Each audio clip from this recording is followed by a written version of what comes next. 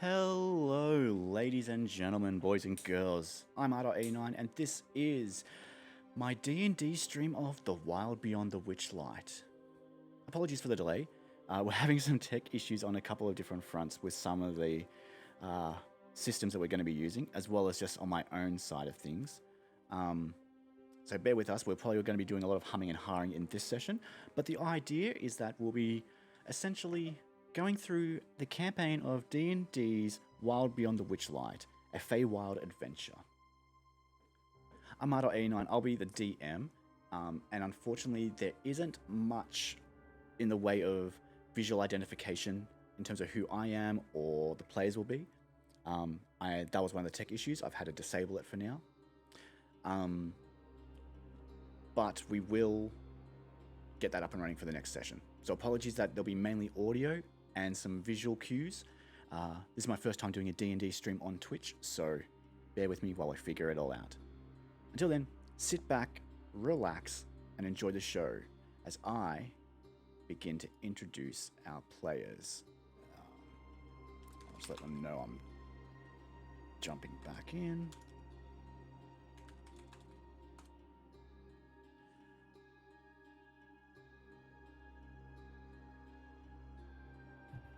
Hello, gentlemen. Hello. How's it going? Well, we are now live on Twitch, so let's keep it a little bit PC, but not too PC. Hello, thousands upon thousands of Twitches. Hello to my mum and my sister, most likely. Literally, if there is anyone watching, thank you so much, but I do recognize the fact that if anything, it's maybe one person. But all good. So, tonight's session is The Wild Beyond the Witchlight, which we are going to dive into right now. Let me just load up the screen. Oh, sorry, there was a hum there? No, that was just me. Oh, were you doing a da-da-da-da? Kind of. Cool. Okay. Loading. We are now live. Can you guys see the screen? Well, it's loading. Yes, I can. My loading bar is at 99%. And now it's at 100%. Yeah, I got pretty lights. Excellent. You should see Do I a... wrap with wings? Yep.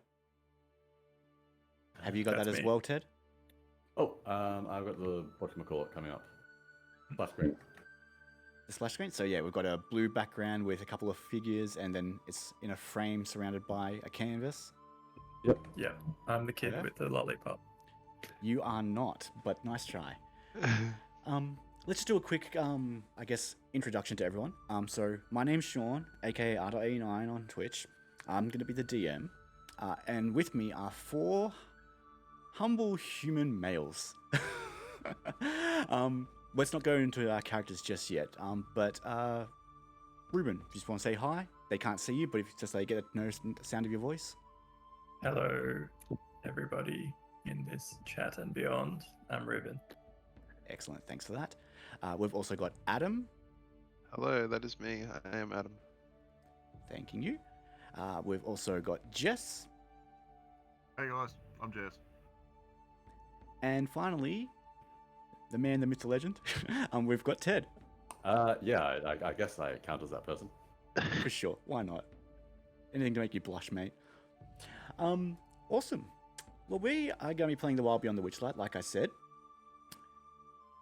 And our session... Why is my button's not working? Our session literally begins...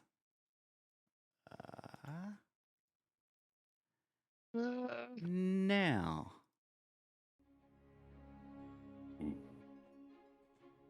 If the audio's too loud, let me know, guys. I can adjust it. Hasn't changed yet. I can't see you, by the way, Sean. Oh, yeah, let me put my camera back on for the guys playing at home. Yeah. Welcome. We begin in not where you'd expect for a Dungeons and Dragons kind of setting. This isn't your standard run-of-the-mill fantasy world. No. Sure, there's fantasy out there, with the likes of Harry Potter, The Lord of the Rings, The Lion, the Witch, and the Wardrobe. But not fantasy that many a die roller would know. Not the fantasy that die rollers would know, I should say. Instead, our story begins in a small, quaint little third-floor office apartment of Retail.com. Retail.com is one of, I guess... Maybe I touched loud on the stream. Oh, yep, thank you. Sorry, someone on the stream advised me that. Retail.com is one of, I guess, the world's up-and-coming online retail experiences, selling a range of different goods from toys to hairbrushes to TVs to amplifiers to anything you can think of. They're still fairly unknown, or maybe not into the same stratosphere as Amazon or the like, but their name is becoming larger and larger and larger, and spelt in an interesting way, RET at symbol IL.com, because everyone likes a little bit of tech flavor. The company itself is growing day by day. More and more people are coming in. Sales are booming. And as thanks for that, the heads behind the company have decided, let's celebrate and thank all our team by going on a festival extravaganza. For there seems to be an interesting carnival that has just arrived this weekend, or this week, known as the Witchlight Carnival. And so as thanks to an entire crew for an amazing fiscal year, a corporate function has been organised where the entire company will be going together in order to have some fun and merriment that many wouldn't have had before. One person in our party, though, has. And interestingly, it's hard for him to remember. After all, he was only very young when it occurred. But if we pan down to the sort of warehouse area where some of our goods and services get shipped out from, we see a fairly large lad, if anything, for 17 years old. Jess, do you want to describe your character? Yeah, g'day guys. My name's Trent. I've been at this carnival before, and last time I was there, I managed to break I don't even know what it was, a merry-go-round, maybe, with my head. I haven't been quite right since then, but yeah, now I'm here working in this warehouse. Officially I'm on work experience, but there's a little bit more of the story than that. Maybe we'll get into it, maybe we won't. Yeah. Definitely, like, not everyone would know what's going on in terms of your work experience at the moment, Trent. But I guess more importantly, like, the one thing to take note of is that while you're down in this warehouse, things have actually started to slow off a bit. It's about 3 p.m. in the afternoon. Some of the fellas and some of the ladies there that have been working and packing and just getting all goods sort of prepared and ready to send off for the next day, I've definitely started to kick back and relax. The excitement in having half a day off to head out into like an evening event has been actually pretty good, because God knows how busy it is for you guys down there. More importantly, like your manager sort of comes across and decides to sort of check in to see how you're doing. Oh, Tree, what's going on, mate? Boss? Oh, God, cannot wait to get a crew near me and just relax, eh? Oh, sorry, 17. I'm sure we can maybe I'm sure I can slip one for you, mate, but yeah, probably gotta have to be careful about that, eh? Yeah, that's all right. I know the score. I can keep my mouth shut. Good lad. Well then, yeah, look, have you been able to do all your tasks before we wrap up for the day? As far as I can tell, you tell me. Have a look around. What do you think? What kind of, like, I guess, workspace would you say that you normally have? Is it a neat and tidy one? Is it, presuming like you'd be moving things using a forklift and stuff? Like, what do you think kind of area would you sort of have for your own?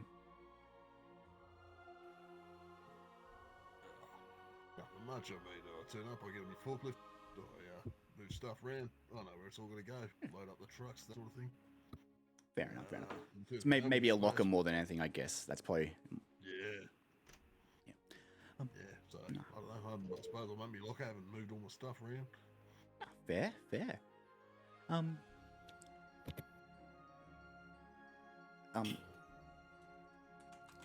Well, your manager sort of looks around. He's like, look, I think you've done pretty good, Trent. All things considered. You know, I know it's still been pretty rough for you getting used to the job. I'm not gonna pressure you on a day like today. Tell you what, a couple of the guys are about to go upstairs and start relaxing in the lounge. If you want to start making your way up there now, I'm sure, like, yeah, we can call it. We'll call it a full shift. Suits me. No worries. You begin to make your way up to up a staircase, up a flight of stairs to maybe 1 or 2 floors before arriving on sort of what is the head office, where sort of like the hustle and bustle of the more business, nerdy, techie dorks sort of have to do all the paperwork and money and stupid business stuff. You know, the things you've never wanted to do. Making your way towards the kitchen and lounge room, yeah, you can see a few other people have also decided to clock off a little bit earlier. One of those, I guess, being a... Bear with me. One of those being, a... Oh, shit, I didn't get a picture ready. Oh, here we go. Here comes the crash. Yeah, sort of, not stockish, but fairly well-built gentleman. Mustache, sort of spread across the upper lip. Yeah, decent build. Probably looks a little bit, to you at least, Trent, like, yeah, or Tree, as you like to be called. He looks a little bit put out, but you can't tell if it's maybe just his attitude or maybe his slightly beakish looking nose. Ruben, if you can describe your character for me. My character is Quark. He's middle management type. He is very ambitious, but he is always being held back by his dim-witted superiors. He feels that he carries the entire team on his shoulders, but maybe isn't appreciated like he should be. He's named Quark because his parents heard a bird saying Quark when he was born, and they thought that seemed like a good name. Indeed, I like that. I haven't got an image ready to present like I did for Tree, but I can do this.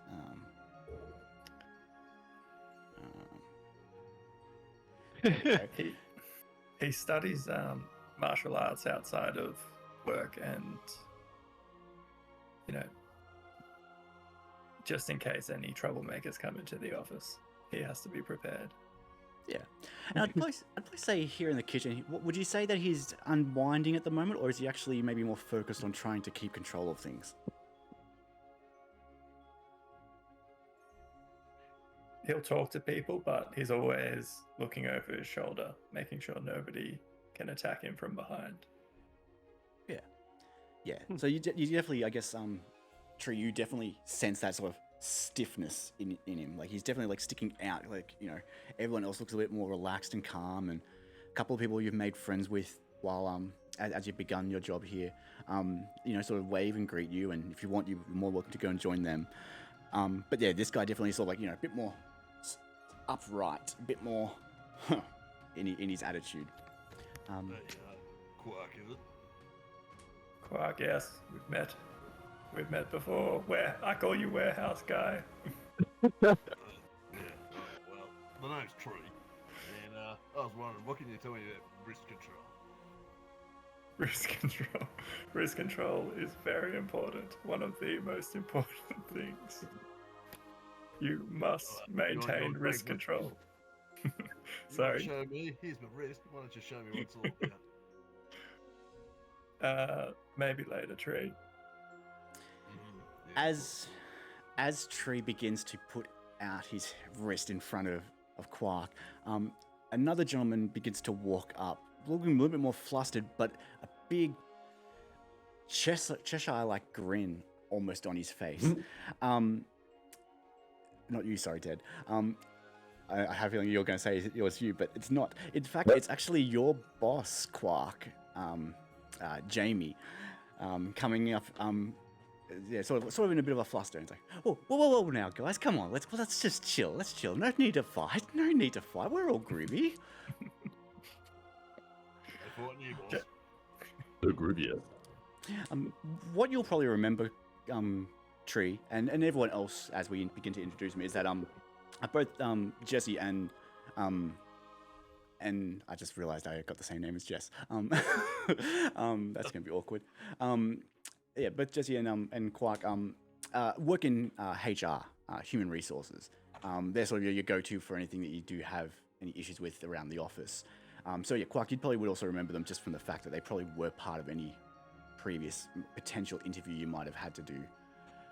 But yeah, as he comes up, he sort of steps in between, but sort of like oh, it's okay, guys, it's okay. Hey, we all good? We all cool? I was just letting Tree know that I birthed him into this place and I can take him out of it. Yeah, that's what. You're always such a joker there, Quark. And he sort of taps you on the back as like a friendly pat. Actually, tell you. I'm staring daggers at while Jesse here can't see me. I'm staring daggers at Quark here. Yeah. I don't notice. Yeah. And you drop that look just as Jesse turns back around and says like, oh, it's a Trent, right? Yeah. Trent. Yeah. Oh, good. Sorry about all that. Tell you what. I know you're not allowed to drink It's all right, beers. you can look after yourself. Okay. I know you're not allowed to drink beer, so I'll make sure I get you a drink at the carnival. Okay? Say sorry. Appreciate it. Thanks. Quark, can you can you just follow me for a second? And he'll usher you over sort of to the corner of the room. Yes, boss. Here I come. Hey. Eagerly follow him. Yeah. Hey, what was all that about, buddy? Oh, those warehouse workers. Sometimes they just step out of line. Oh, well, come on. You know what we're all about, friends and family here in retail.com. Come on. We gotta make sure we keep the best attitude forward at all times. It's all about family and commitment. I know, that's what we tell them, but between you and me. Oh, there's someone listening. Okay, yeah, sorry. Yeah, I mean family. Well, yes. Yeah, okay. Just remember, kid, just keep it breezy. Remember those breathing techniques I taught you? Like, come on, do one with me. Come on. All of us. Yeah, that's it. Good buddy. I've got a little errand I need you to run for me. We need to quickly just get the last statistics about all the finances needed for this trip. Can you head over to data analytics to sort of see what's going on? Sure thing, boss. That should only take me about 2 hours. Oh, well, we kind of need it now, and I haven't seen any of the guys here in the kitchen yet. Do you think you could head off there now? Shouldn't take too long. I'm on my way. Awesome. And he'll sort of go, huh, awesome. And then as he turns around, you can sort of see that positive attitude of himself, that sort of fake persona that you always felt like he's always had, sort of comes back into play as he sort of greets and says hi to everyone as he walks around. Do you head over to data analytics? Yes. Cool. Takes about a minute just to sort of navigate through the office to get there. But as you do, it's pretty quiet there at the moment. There's not that many people around. In fact, most of the lights are off. But there does seem to be like an odd glow, and this person sort of hunched over in the corner, just sort of typing away. Probably normal. Ooh, hunch person, my favorite. I go over to them and grab their shoulders, and then kind of turn them a bit. Attempt to turn them a bit to straighten their back. Adam, what do you do? I'd say that before that you would have even stepped like within a meter of Pascal, he would have already turned to face you with like just a horrified, surprised expression on his face. Especially if you're walking with your hands out to grab him by the shoulders. And I'd say probably would have preemptively tried to roll away on his little rolly chair further into the corner that he's in. Yeah. Why don't you describe like who you are and the kind of look you portray? Oh yeah, so who you've just stepped towards is like a very sort of sallow, almost sickly looking, a little bit gangly sort of guy. He's got short hair, really short sort of sharp features, and he looks very unsettled, like jittery, and constantly sort of looking around frantically as if someone's going to come and tell him off at any point. But yeah, you can see that he's sort of just head first into his computer, just mashing away at the keyboard until you came up to him.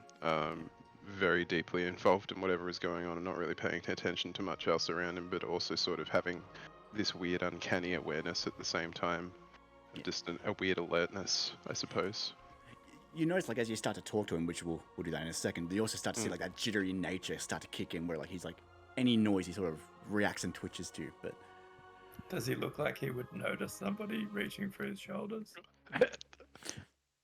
do what we're going to do. I'm going to say, first rolls of the night. Here we go. I was going to say, Quark, if you can roll me a sleight of hand check. Because we haven't got any tokens here, you're going to have to go to the party screen, which is the little character symbol in the top right corner of the screen.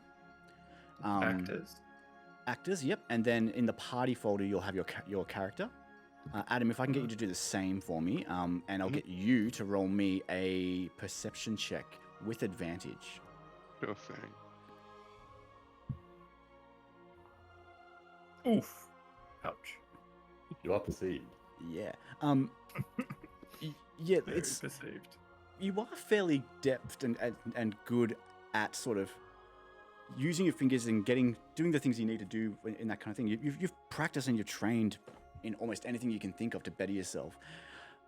But this guy's just jumpy. This guy just like he sees you straight away and just like Exactly. Ooh, I see you're trained in the way of jumpiness. I respect that.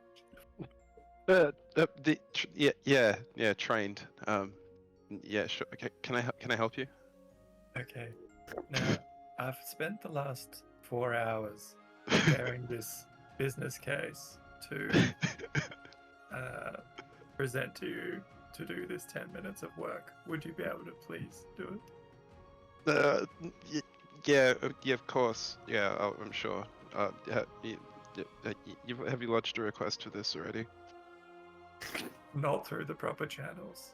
It's okay. I'll do that. That's fine. Just leave it there and I'll get it done. What department are you from? Where are you from? The CEO department. Okay. Quark, roll me a deception check.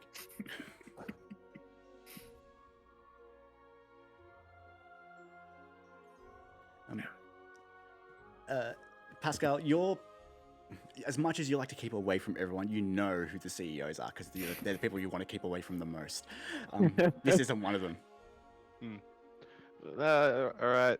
Well, okay. I believe that a lot. I'll find this to you. Just write your email address down and please leave me alone. All right, I write down my email address and title. Accurately. Assistant HR manager. Oh, As he writes that and you look at it, you actually realize there's a folder there that HR were wanting that that you had to prepare early in the day. So if you want, you can hand that to him now. okay. Yeah, I mean that's probably actually exactly the time to be. That's already done. Here it is. That thing. Sorry, I can't keep track of stuff good. Did you submit a request to hand me a document? No, that's my paperwork. That's okay. I'll overlook it this time. Thank you? Question mark.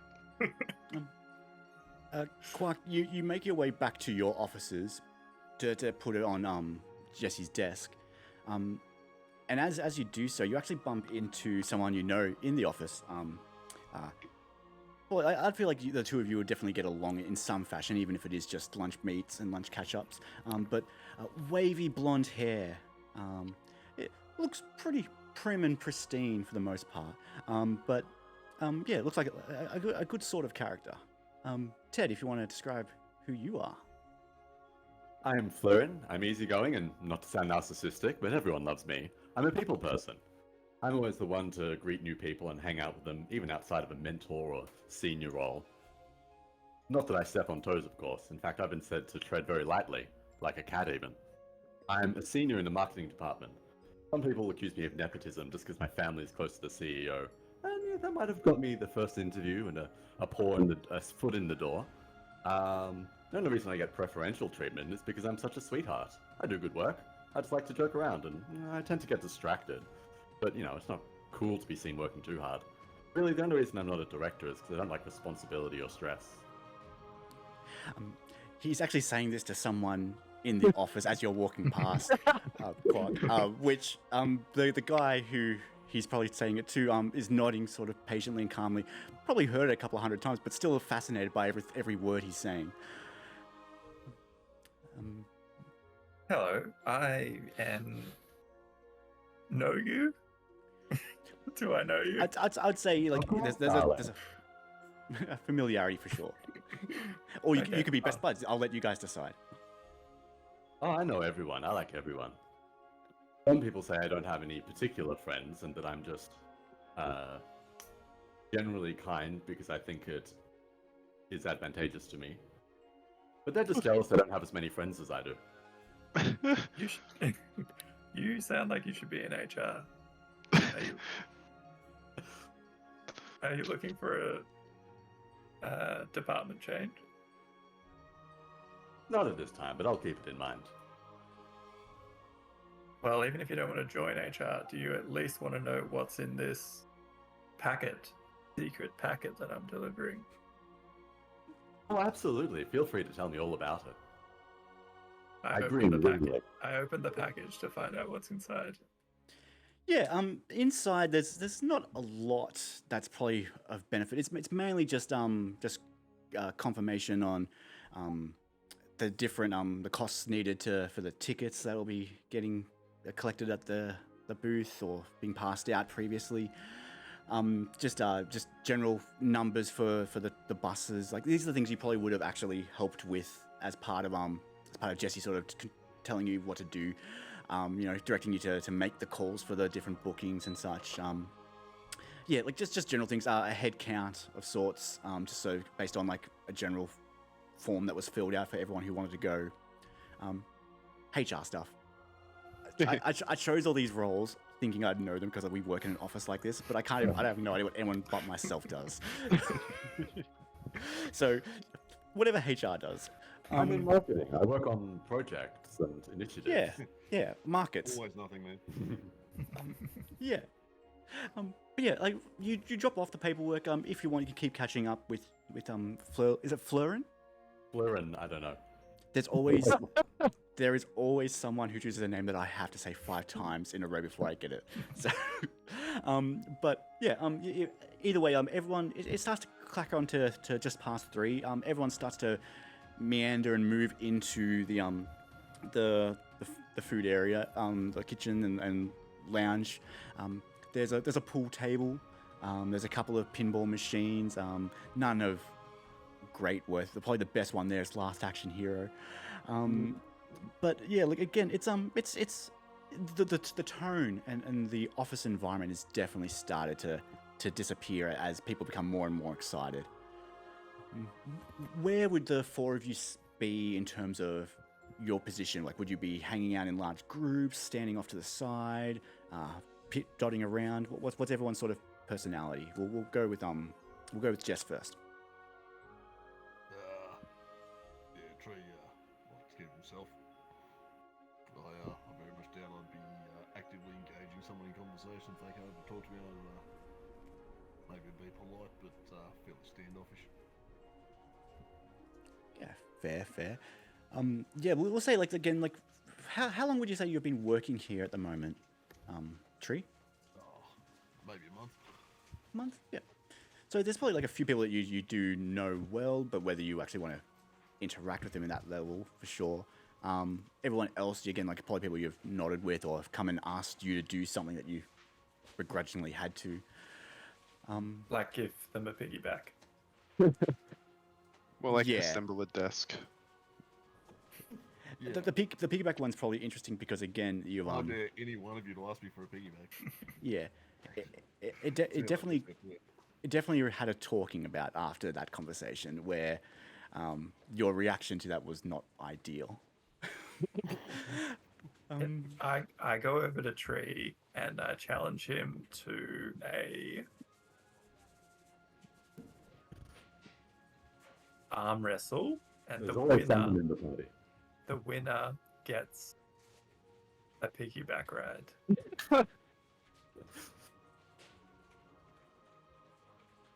What do you think, Tree? Well, look, I'll tell you what. You want to arm wrestle me? Hell, it's your arm. I don't want to I don't want you to piggyback me. You'll be lucky to come away with that arm still attached, just so you know. But sure, let's rock. Awesome. You go and find a seat when a bunch of people start to crowd around. Any of the other players, if they're interested in watching, I'm more than happy to be part of that group. I'll get both of you to roll me an athletics check. So again, the actor's icon in the top right corner of the screen will bring up all your party members or any people you control.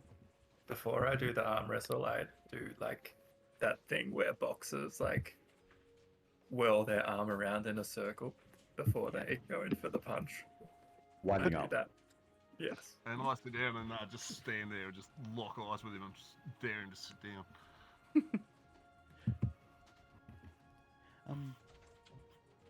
I'm near to the front, observing with interest.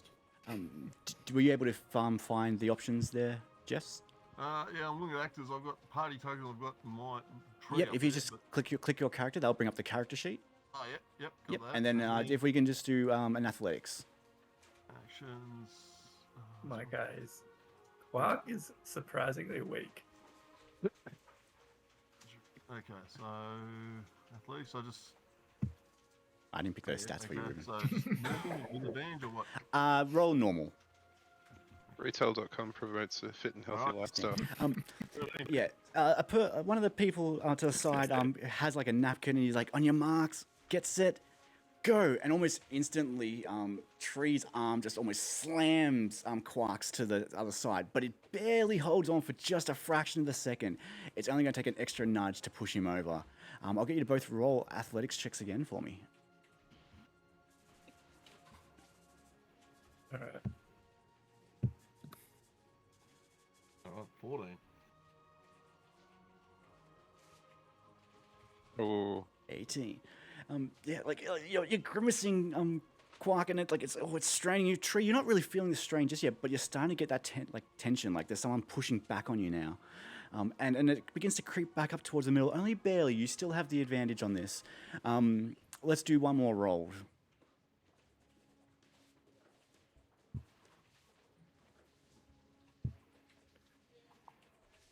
Oh.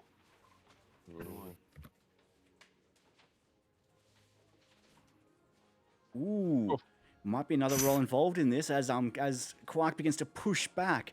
It's weird. Like you're right. Like the strength compared to him, you can feel the muscles in his force. but you have trained, like you know how to sort of steady yourself and focus and just get into that zone where you can just really hit that target. And as you start to bring it back up to the middle, Can I trash talk or perhaps give myself some sort of advantage here? yeah, what do you want to do? Yeah. Tell you what, Clark, after this, if you win, if I let you win, why don't we come down and check out my forklift and we'll see how your arm wrestling goes, huh? Make an intimidation check, and Quark, if you can do an insight. And if any one of the other two are watching, you can also do an insight to see how well it feels. Wow. No. Oh, no, I roll a 1, I crit fail. Definitely. Yeah. Okay, I respond to the trash talk, and I say, "Feel mustache power, and push harder with more resolve than ever." Okay. I'm gonna say, let's see. If I'll get Tree to roll at disadvantage as he fumbles over his words. Words have never been your strongest suit, after all. And normal roll for you, Quark. Hey, just by the way, is there any chance of me entering rage here? Yeah, if you want to go into a rage, by all means. You can find that in the features tab of your character sheet. Just click the icon next to rage. Yeah, because these are sweet checks, so we get advantage on them, so... Yeah, so that will actually bring it back down to a normal roll for you. Yeah, features... Rage, just click on rage? Yeah. Yep.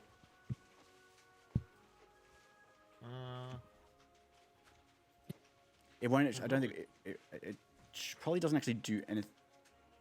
Yeah, alright, cool. Well, let me have a quick look. Let me just figure out features. Rage. Oh, right. You can't choose a target. Right. That's right. I'll just roll that for you. Oh, yeah. Cool. So yeah. So that gives you a strength. Well, just brings you back to normal, so I'll just hit the normal button, right? Yep. And I'm just for the sake of it, I'm going to give you a +2 to whatever you get because you can't do melee damage. So 10 + 2. Oh. Ooh, it's even. One more push. We'll say this is the final one. Whoever gets this wins. You are now at advantage against Tree, so the disadvantage has disappeared. Cool. Oh, Doesn't look good. That's so advantage. That's so Oh. An upset. You begin to seethe, Tree, as like that feeling, that throbbing effect where that wherever you hit yourself came into play. It starts to really pulse, and you can't hear a thing. You can't even hear everyone saying your name, which really you don't really pay attention to much anyway, unless they start calling you Tree. But in the background, there's like a Trent, but it starts to fade out. Trent. And all you can hear is like thunder, like it's like your brain just starts. You can't control it anymore, and you just lose focus as Quark deftly flings your arm back across the other table, slamming it against it. A bunch of people around just sort of like got super hyped into it, but yeah, like pretty shocked by the overall outcome.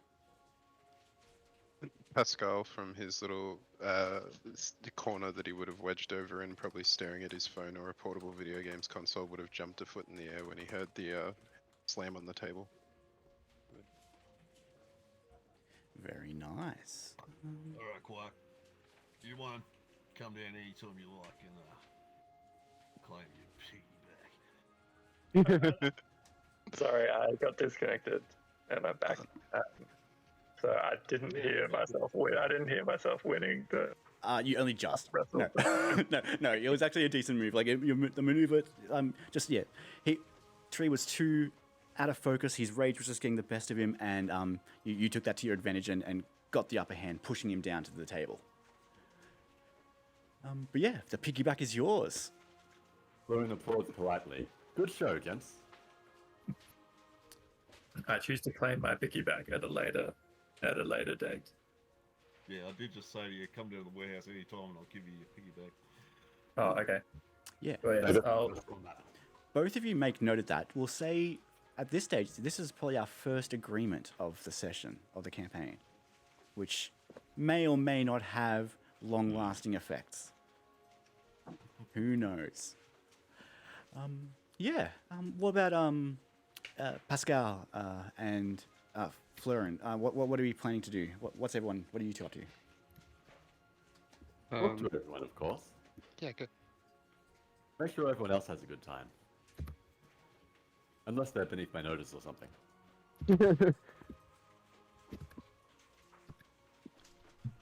Yeah, Pascal's probably wedged up in a corner, very much keeping to himself. Yeah, nose deep in some sort of electronic device.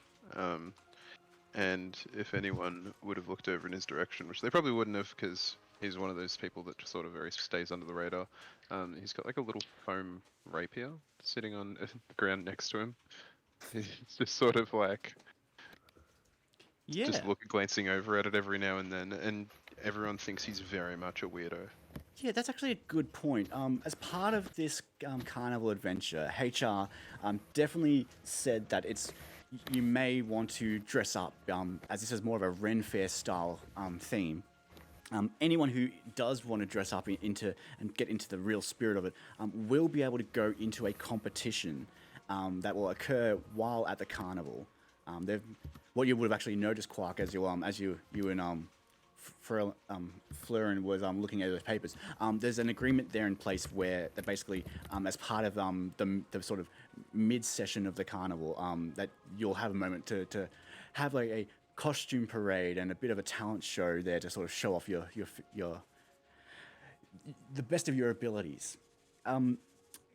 So I guess for you, Pascal, describe like what kind of fantasy costume you decided to go with.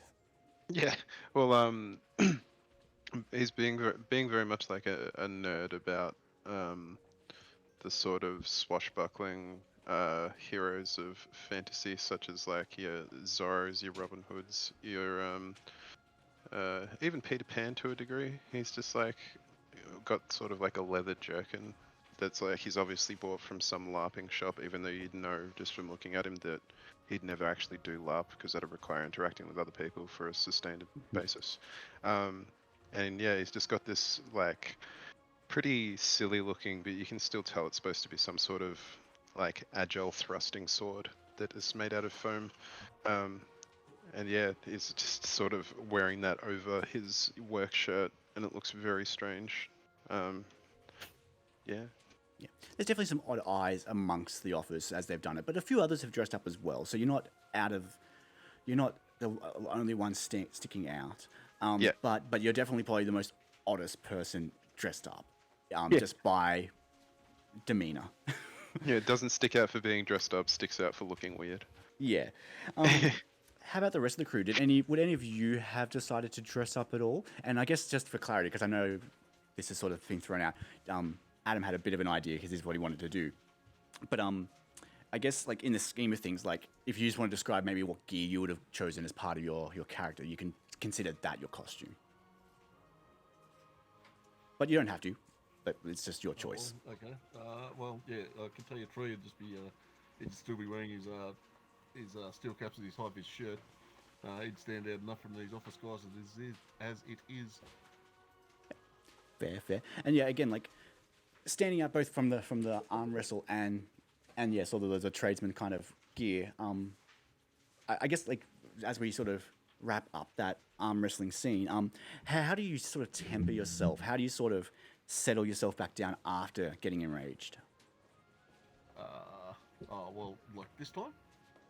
Just basically, yeah, like I just kind of can't believe I just lost that, and I'd be sullen and resentful and just unable to believe I just lost that when I really shouldn't have. Are you sort of showing it? Are you showing it off, or are you sort of burying it within? Yeah, burying it within, definitely. Okay. Yeah. Which is something you've probably done many a time before, I'd imagine. Yeah. And that sort of sinking feeling definitely creeps in. It's almost like a weight pulling you down, like chains sort of just dragging across like the floor as like you sort of try and shake off that heaviness. Fleurin and Quark, would you be dressing up for the evening? Just to clarify, would we be having had the chance to do something more elaborate, like between work and going to the carnival? Or would it be? I'd say, given the energy in the office, probably no work's been done since 12. So if you wanted to duck away at that point and got changed, like we'll say, like you brought your gear with you. Okay, you know what? I probably live in a fancy apartment quite close to work. So I just ducked home on my lunch break, which was 2.5 hours. Not unusual. Uh, and I'm wearing leather pants, a tight shirt, and I have a pair of sunglasses tucked between two of my buttons, and a Cartier headband tucked between another two. Would you be wearing what you told me on your back at the moment? Oh, sure, why not? Go ahead and describe that. I don't. Yes, it's one of my most prized possessions, which is a vivid blue electric bass. I sometimes like to imagine that I can produce amplified sound and also magic without the assistance of anything plugged into it, but of course that's not possible. Meta.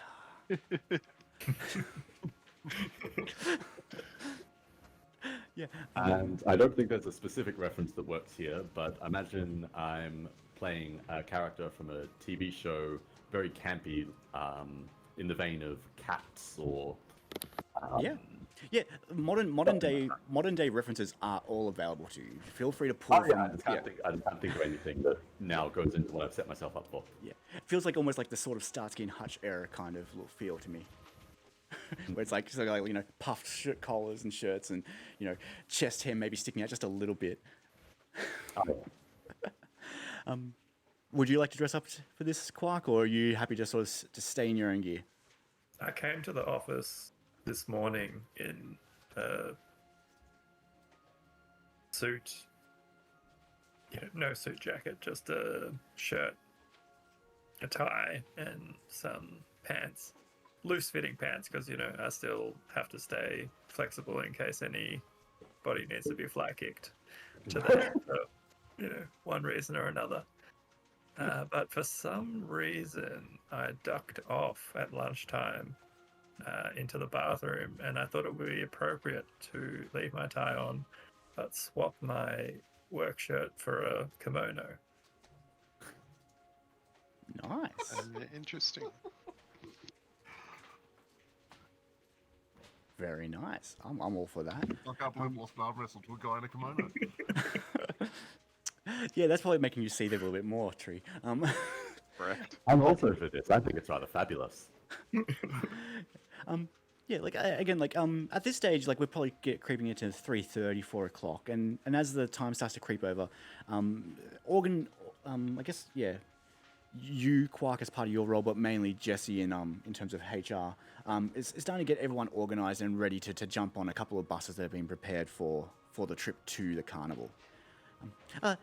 Hey guys, hey friends, family, how's it going? Just before we do take a step away and before we actually begin tonight's awesome festivities, we're gonna have a couple of quick announcements just to discuss what's been going on in the company and all that jazz. It's all about teamwork and commitment. But anyway, I know there's been a few complaints raised from our customer care team and a few of the marketing group about some emails they've been receiving. Look, I think we all love our brand, retail.com. That A in the middle is perfect. But obviously, I know we get a lot of complaints from Rhett at ill.com. About constantly getting confused, and look, we're trying to work it out. We're trying to see what we can do to get that fixed up. But honestly, again, it's fun and it's fancy. You gotta love retail.com. Go retail.com. Hey, awesome.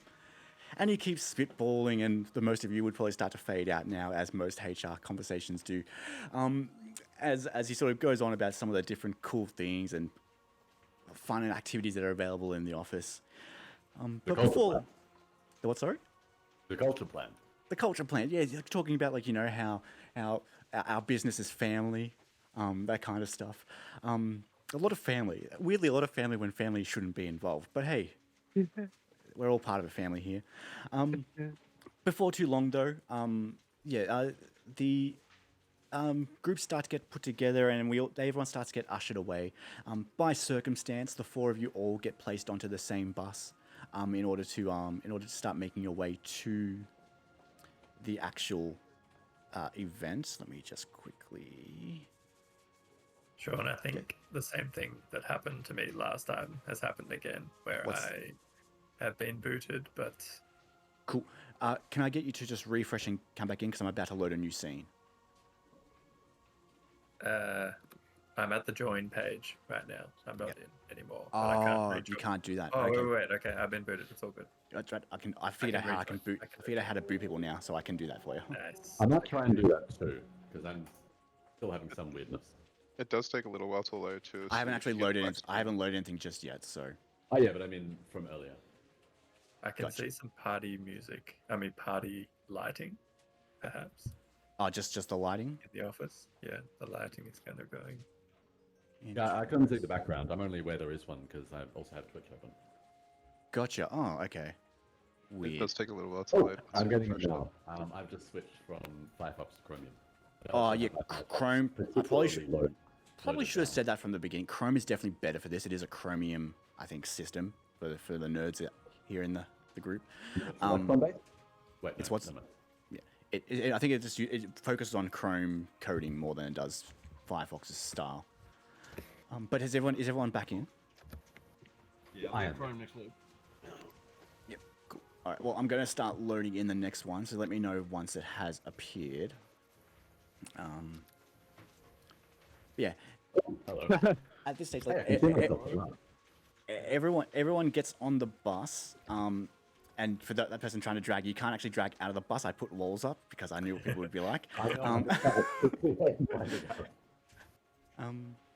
But can everyone see what's on screen now? Yep. Cool. Yeah. The bus starts making its way. And again, everyone's still pretty jovial and pretty excited. At this stage, like again, if there's anything, we'll consider this just for the sake of argument a short rest. So if anyone does need to recover anything, I think that includes your rage, Quark. I think that's not Quark. Tree based on its rage short rest. I think it is. Yes. Yep.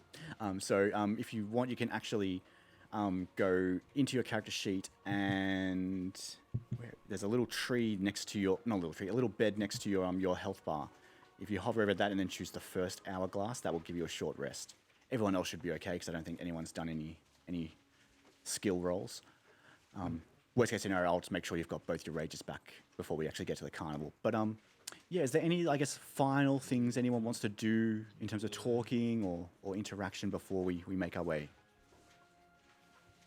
Yes. We have to spend more time on this bus, so it's because it's so cool.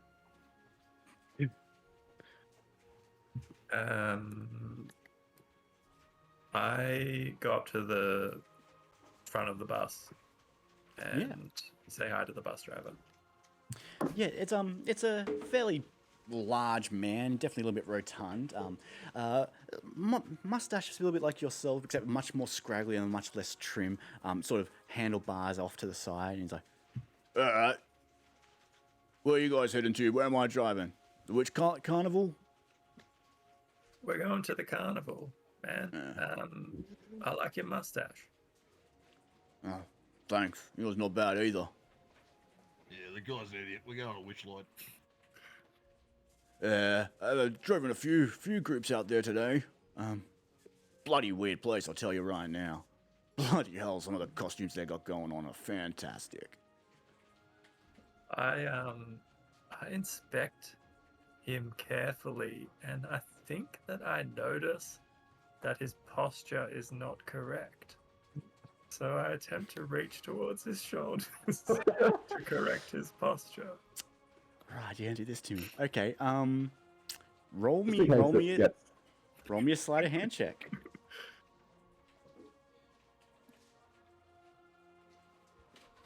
While this is going on, I'd like to have already approached Pascal and said, cheerfully oblivious to any discomfort, "Hey buddy, how's it going? Don't talk to you often. You looking forward to the festivities?" And as you would have seen from Pascal's movements on the bus, he's just sort of originally would have been like, yes, yep. Hold on, are we on the roof of the bus? How are you actually able to maneuver around me? Pascal, give me an acrobatics check, and Flerlin, give me a persuasion check. Okay. As the two of them are darting around, yeah, you begin to sort of outstretch and try and give those shoulders a little rubby, just to sort of see what's going on. But the moment you touch him, the bus sort of swerves as like he sort of loses control for a second before regaining it. It's like, bloody hell, what are you doing, lad?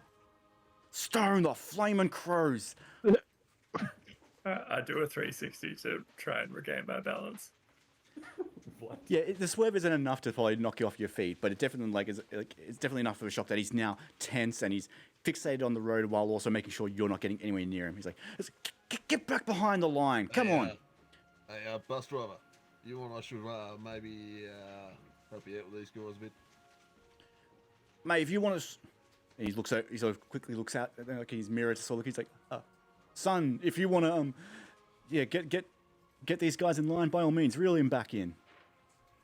Right. Okay. I'm gonna turn to which one's the one moving around, trying to give out the. It is Quark. This one just here.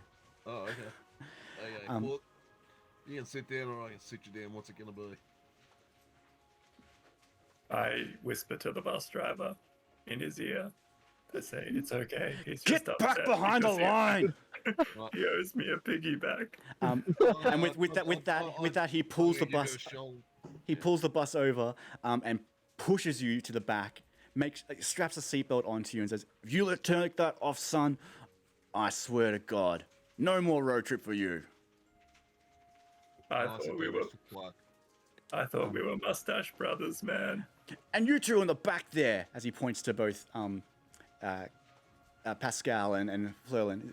Flerlin, I grin broadly. as Flerlin's been trying to get your attention and talk, you've been definitely not only just like darting between people, but leaping over seats just to sort of get away. If I see you guys running around the back there, this isn't a freaking school bus. Pascal would immediately like tour shrink bus. into himself. I'm a child at heart. All right. Look, guys, we only got 5 more minutes. Can you please just settle down for a moment? And as everyone sort of starts, the mood of the bus starts to settle down a bit. Yeah, you do start to see, like, just off into the distance, it does look like the carnival is sort of, the bright lights of the carnival starting to come through. As night starts to take hold, it's now getting closer to 5 and the evening sun's starting to settle. Yeah, you start to begin and see that, yeah, at this stage, it is, that as much as everyone's sort of tempered a bit, there is that feeling of like, oh wow, we're about to begin. And right around the corner, as the bus starts to pull up, you see a whole bunch of dancing lights sort of flying around, really beginning to sort of give way to that effect of what's to come. As we shift back across one more time to the landing screen. Just load this up again.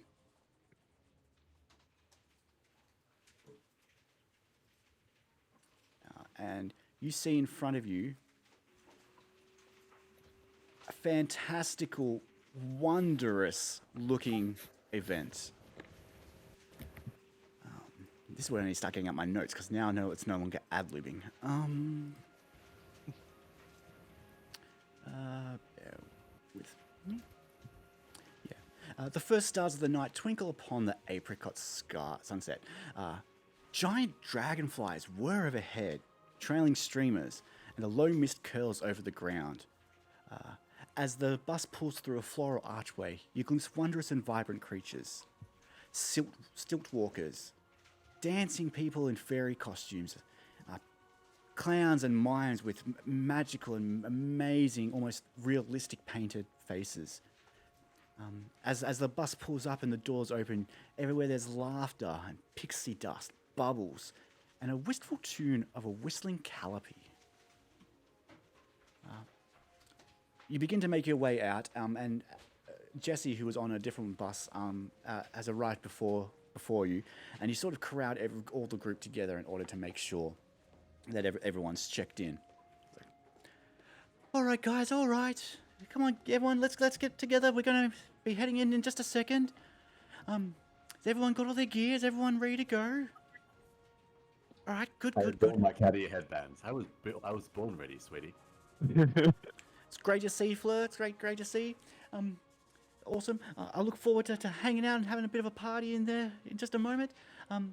Just to be safe, while everyone gets used to the area, obviously we're all adults for the most part, and we all know how to behave. But just so we get our lay of the land, I'd like everyone just to sort of group up into groups of 4, just so we can make sure we all go in together. But once we all figure out what's going on, and you can all mix up with different groups in the long run, please just if we can just buddy up, keep that family together, close knit, and let's just make sure we're all safe and sound. Okay? If you all could just find a group of 4. At this stage, this is the DM prompting to make sure that you guys all stand together.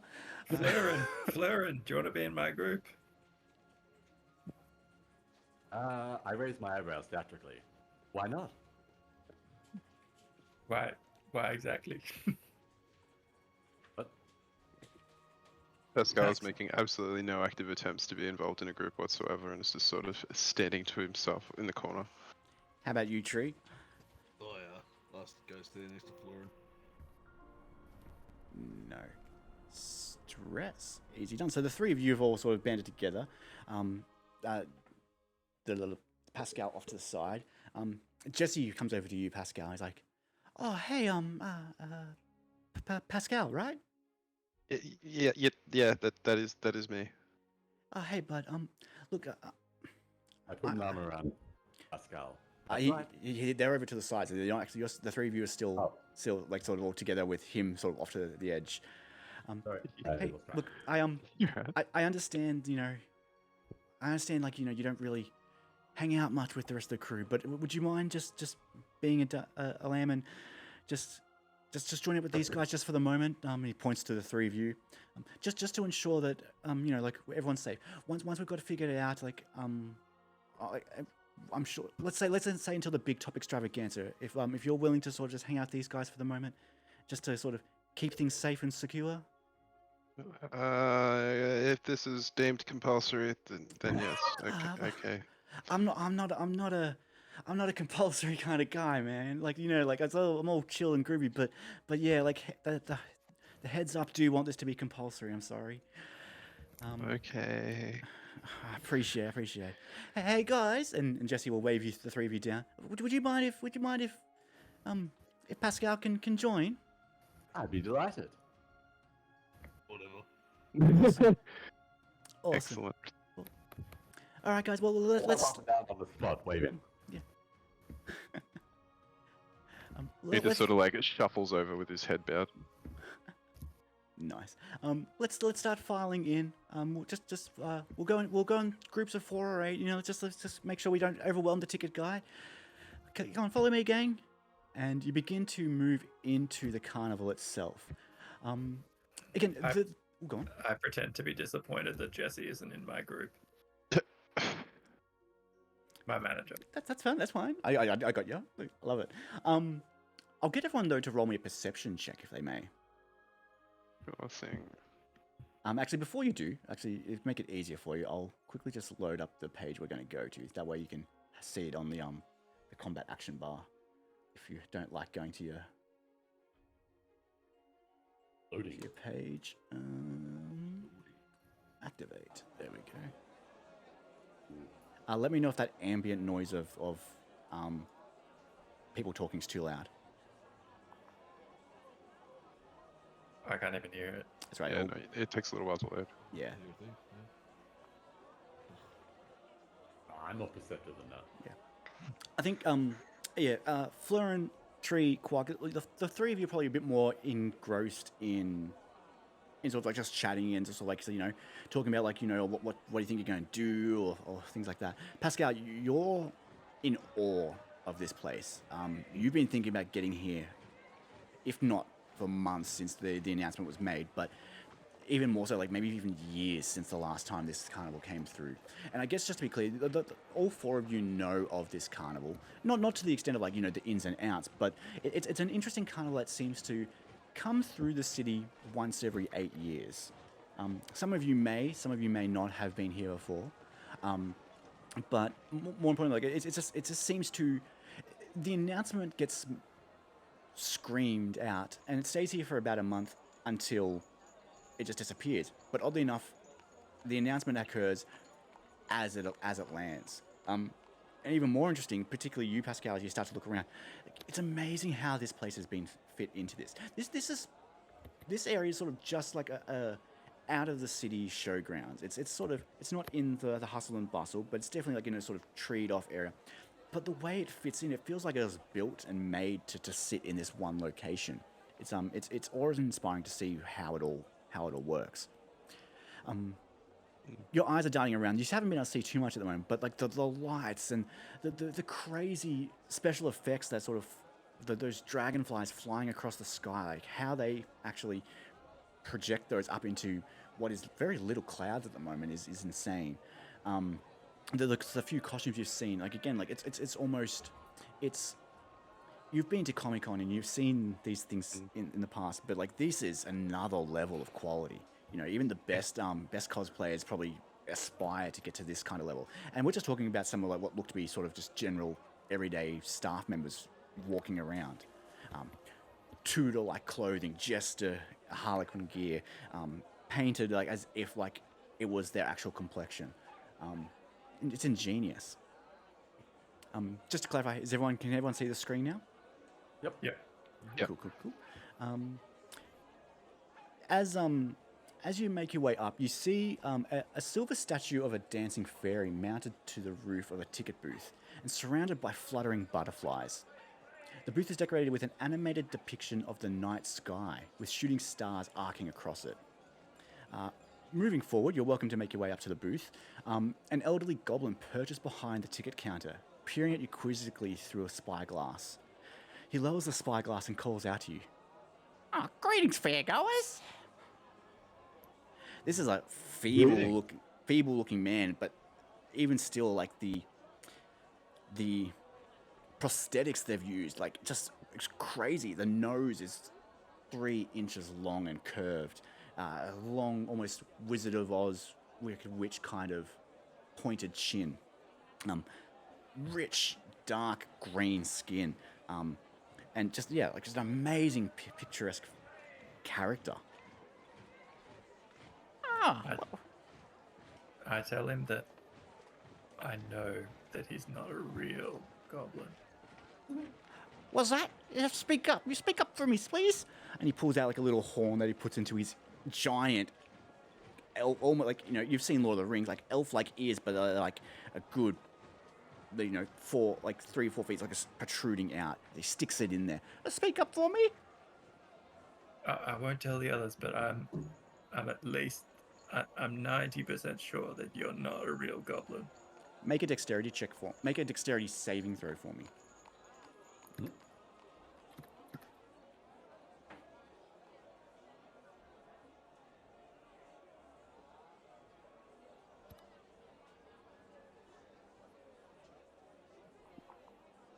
Natural one.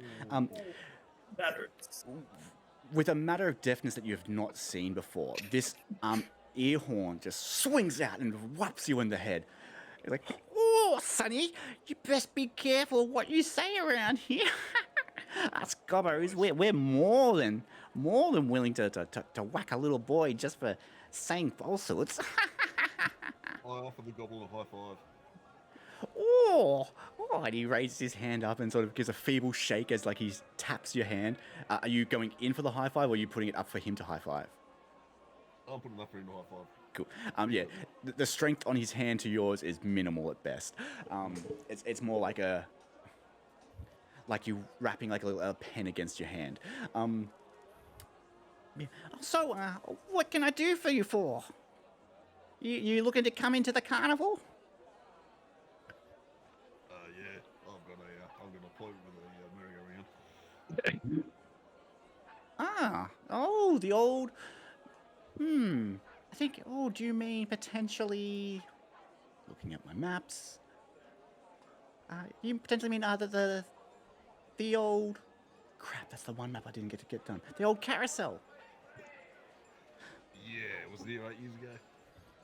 Oh yes, it was here 8 years ago for sure. Everything's been here for That's 8 years ago. Oh yeah, I'm sure. I'm sure they'll be there. Diana Cluppington will be more than happy to let you ride on that. Well, tickets, please. Where do we buy tickets, Yeah, Mr. Goblin Man? Jesse never gave you tickets. Despite the fact that you saw the paperwork and know that tickets were passed out. Guys, I know that tickets were passed out, but we have none. Pascal would sort of start Right, just like Mr. Goblin, nervously what was twitching. that? What's your name, Mr. Goblin? Oh, my name is Google search. Goblin name generator. I'm literally just going through my notes to make sure there isn't one. Give me a second. I tried casually sauntering closer to the entrance, past which he wouldn't be able to call me back. What was that, sorry? I tried casually sauntering closer to the entrance, past which he wouldn't be able to call me back. Give me a stealth check. My name is Nicholas Midnight. Well, Nick, I'm pleased to meet you. I'm Tree. Look, we're here with the retail group. Ah, Is there or something? the group from reptile.com. It's a weird symbol to have in a name. Not used to seeing orc in Oh, no, in normal common. Well, I think all the tickets were already given out. We presented those many moons ago. But look, I'm more than willing. You haven't got tickets. I'm sorry, but can you help us out? Well, the Witchlight prefers members to make their way in safe and sound. And he sort of points at them. He points at you, Flerlin. Don't take another step. You need the right permissions. I raise my hands. Oops. Come back here. Yeah, I do that.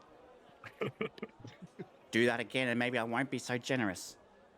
I'm more than willing to get you some tickets. I can definitely provide tickets. There is a cost, but it's not we don't take gold or silver here. No, gold and silver for the peasants of different realms. No. Do you take firstborn children? Well, that's a lot of tickets. I don't think I can accept that today. But if you're willing to I'm pretty do... sure one of these guys has got the company credit card, right? If you're willing to potentially just do me a favor, maybe just offer me something light in return and until the end of the night, sort of like a loan, if you will. That way I know that you won't cause any tomfoolery here in the carnival. Clark, hand over your watch. Oh, no. Items that are no use here. What I would ask is, let's make a deal. Do we agree? You'll have to present the terms of the deal first, sweetie. Anyone who is uncertain of wanting to go in based on this, roll me an insight check. And anyone who's not, let me know. Pascal ordinarily would be pretty critical of this, but he's too excited to get into this thing.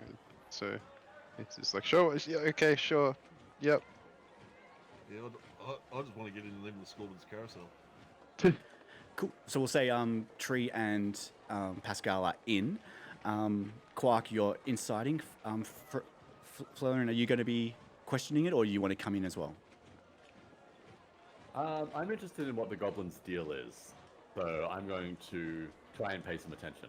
Okay. Say an insight check. You can roll me an insight check. Yeah, go for it. Quark, you feel something's off about this, like you coming from HR and knowing how the dealings work. Why is there no money involved? This is an odd situation, but he's not. It doesn't sound like he's just basically asking for maybe something basic. What can he really ask for if it's not an item or monetary of value? Such as a trinket, perhaps.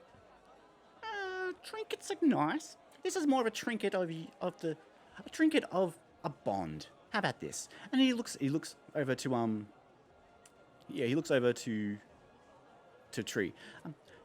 You, kind young boy, you've been here before, correct? Yep. Let's. And you say you need to go to the carousel. Yes. That's a dizzy kind of trick. That's a dizzy kind of ride there. What say I'll let you in on the condition that you can no longer distinguish left and right. Oh, there's no trouble Just- with that anyway, sure. Just for the night, just until you leave. Yeah, Yeah? nah, wasn't in my strong suits or yours. Lovely, lovely. And you, Mr. Mr. Wavy Hair. He's not going to comment on the cat ears. You look like you're here to frequent some of the tastes and trials of this carnival, correct? Oh, I'm always up for a trial. Well, I'm more than okay for you to have a ticket, and you can use that ticket to get any goods you want here. The tickets themselves, you get punched, and you can get rides or buy gifts or food. But any water you drink will taste oily. How about that? Okay, I've had good time with oil before. Excellent, excellent. And you, And he sort of looks at you, Quark. No, sorry, he looks at you, Pascal. He sort of stares at you for a second and is like, oh, you have a fighter's spirit. I would like you to face that challenge. How about every time you see a bear in this carnival, you perceive it as a 60-year-old human wearing a bear costume. What? Take the risk factor out of it. What? That doesn't sound so. But I really want to. Okay. All right. Excellent. And you are a funny fellow. As he points to you, Quark. I feel like you have a knack for letting your mouth run off on you. What if I say you're not allowed to tell a lie, and if you do, you'll regret it? Not in a bad way, not in a harmful way, but just in a way that you'll regret. I respect your skill of beating me over the head with a horn, so I bow as an acceptance of the deal. Oh, marvelous.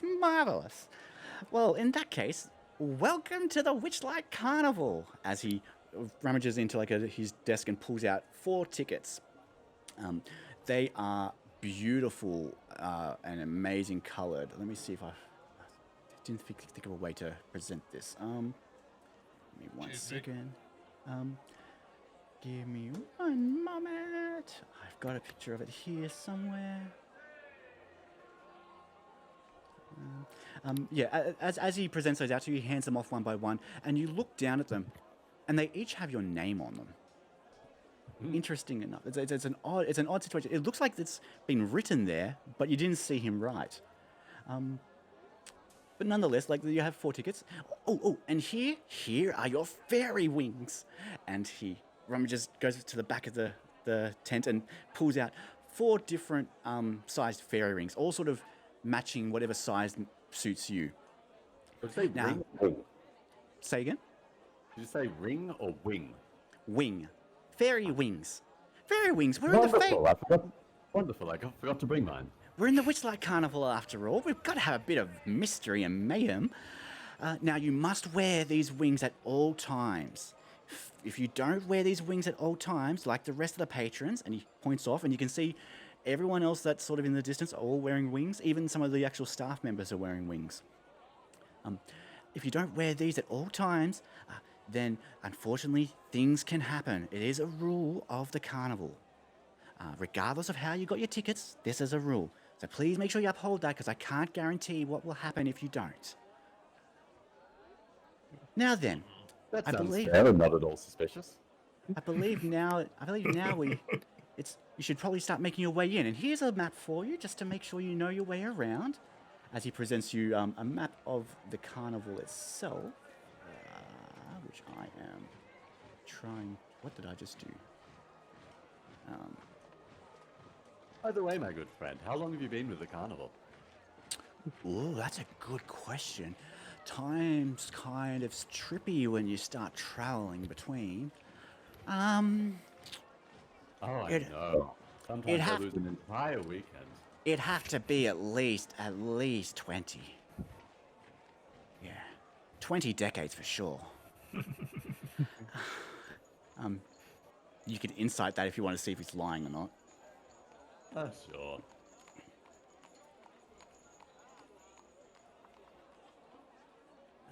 15. If he's not lying, like, yeah, he seems like he's telling the truth, but you can't imagine how.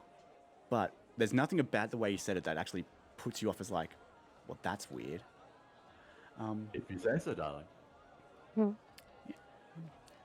Sorry, I'm just trying to get this page up. I've somehow lost access to the map. There it is. With that, he shows you a map, which now becomes the map you're on. Please feel free to zoom out and take a good look, because this is a very beautiful map. Oh, wow, nice work, man. Yeah, don't thank me. Thank Wizards of the Coast for that.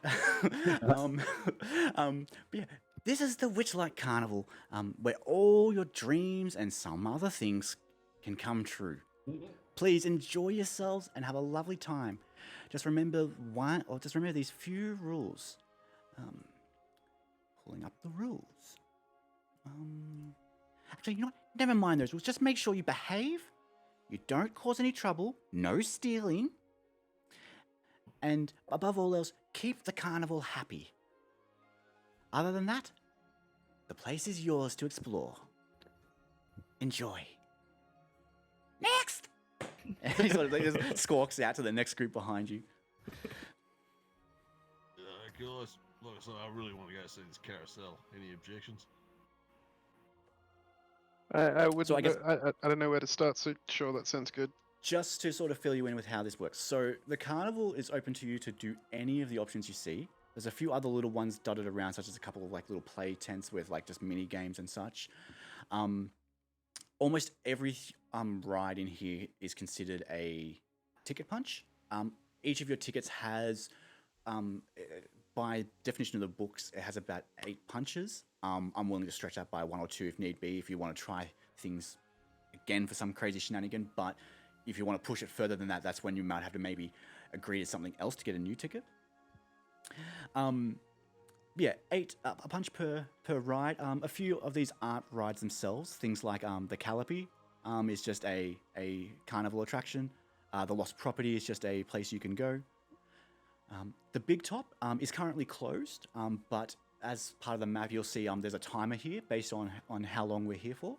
And about halfway through the night, that actually opens up for a extravaganza, which is what Jesse was referring to for the company event.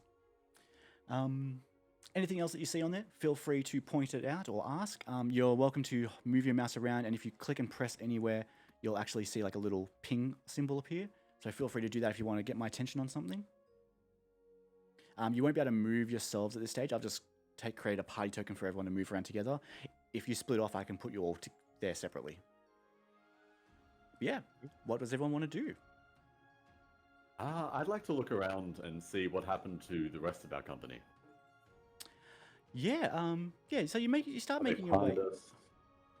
Yeah, you start making your way in, and I guess like while you're entering into the carnival, everyone can make me a perception check once more.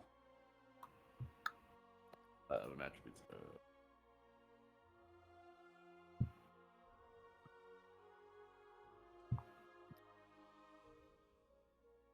Much higher rolls, bar 1. No problems. The carnival itself, like again, if it was wonderful on the outside, it's insane on the inside. Yeah, this looks like it's a field that's a carnival's been placed on for years, not a month at the most. In terms of people around you, it was Flurlin that asked that, correct? Yes. Yep. In terms of people around you, the actual looking around, like there's a bunch of people in here. There's children and adults, some in costumes, some dressed up just for the sake of it, a few just in general everyday clothes. You spot a face or two around. Like definitely the people of the company are walking around in groups. They still seem to be grouped up, but you can already tell that they're starting to split, and like the wonder of the place is starting to pull everyone to their own things. It's you definitely, like, the company is here. No one. If there's anyone in particular you want to look like you want to see, let me know. But otherwise, like you see passing faces that you've seen in the office many a time. Okay. Oh, well, yeah, like I said, I'm still keen to go see the carousel, so I got an idea of a thing I want to do with the carousel. If you guys are all right with it. Sure. Yeah. So the carousel it is. Not a problem. As you make your way to the carousel, give me 1 second. I just need to find a detail here. There's way too many notes in this map.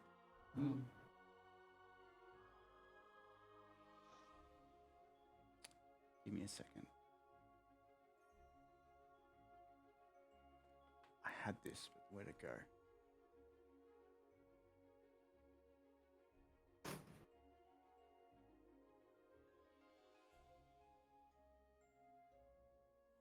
Ticket booth, and then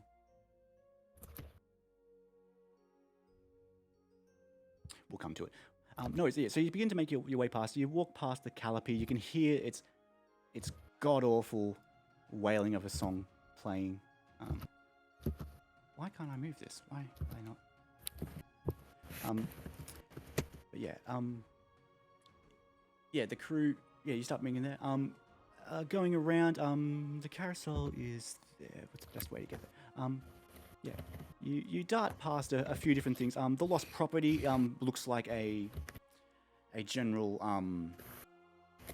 just a general sort of tent, and outside it there seems to be some very large cat sort of standing guard. There seems to be a bit of a ruckus going on in there at the moment, but nothing that's too distracting. Why can't I move these guys around? It's not letting me move things.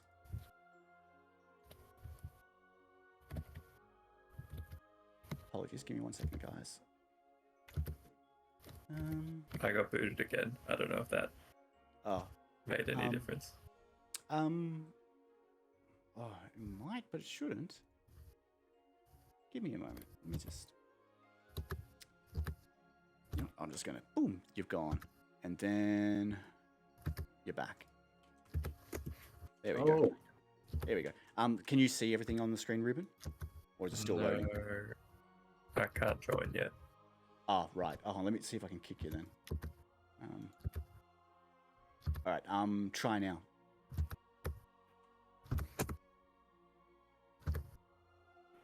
Not yet. Someone's mic's also picking up the keyboard, I think.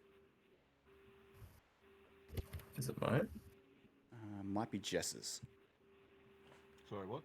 I think like your mic's picking up like a bunch of keyboard presses, like some pretty heavy. Oh, no, I haven't touched the keyboard. Oh, okay, never mind then. It's disappeared anyway as I said that. So. It sounded like a vacuum or something to me. Hang on, it might be. I've got a pretty loud fan in this laptop. Is that making a difference? It's like a chukung, chukung, chukung. Oh, no, it's not. No, okay. No stress. I just want to make sure can everyone see the map now, or is it still loading for you, Ruben? I haven't been able to rejoin. Did you successfully kick me? I did kick you. Maybe just try refreshing. Apologies to the stream. This is where my tech difficulties always come into play. I'm actually hosting this from home, so it's a combination of... yeah. It successfully kicked me last time, but this time I still can't rejoin. It's just grayed out.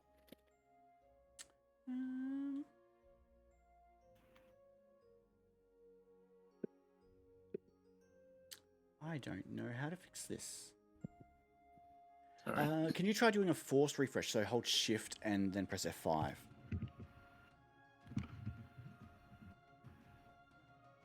Is anyone here playing, actually reading the chat or watching the stream still? I am. Okay. I'll Just make take it- another day. Lexicon and Lord Suggest, thank you so much for watching.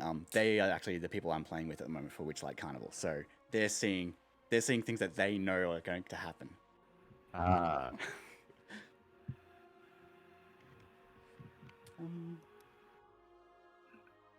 I've just opened up the stream. That's the only way that I can see what's happening. Okay.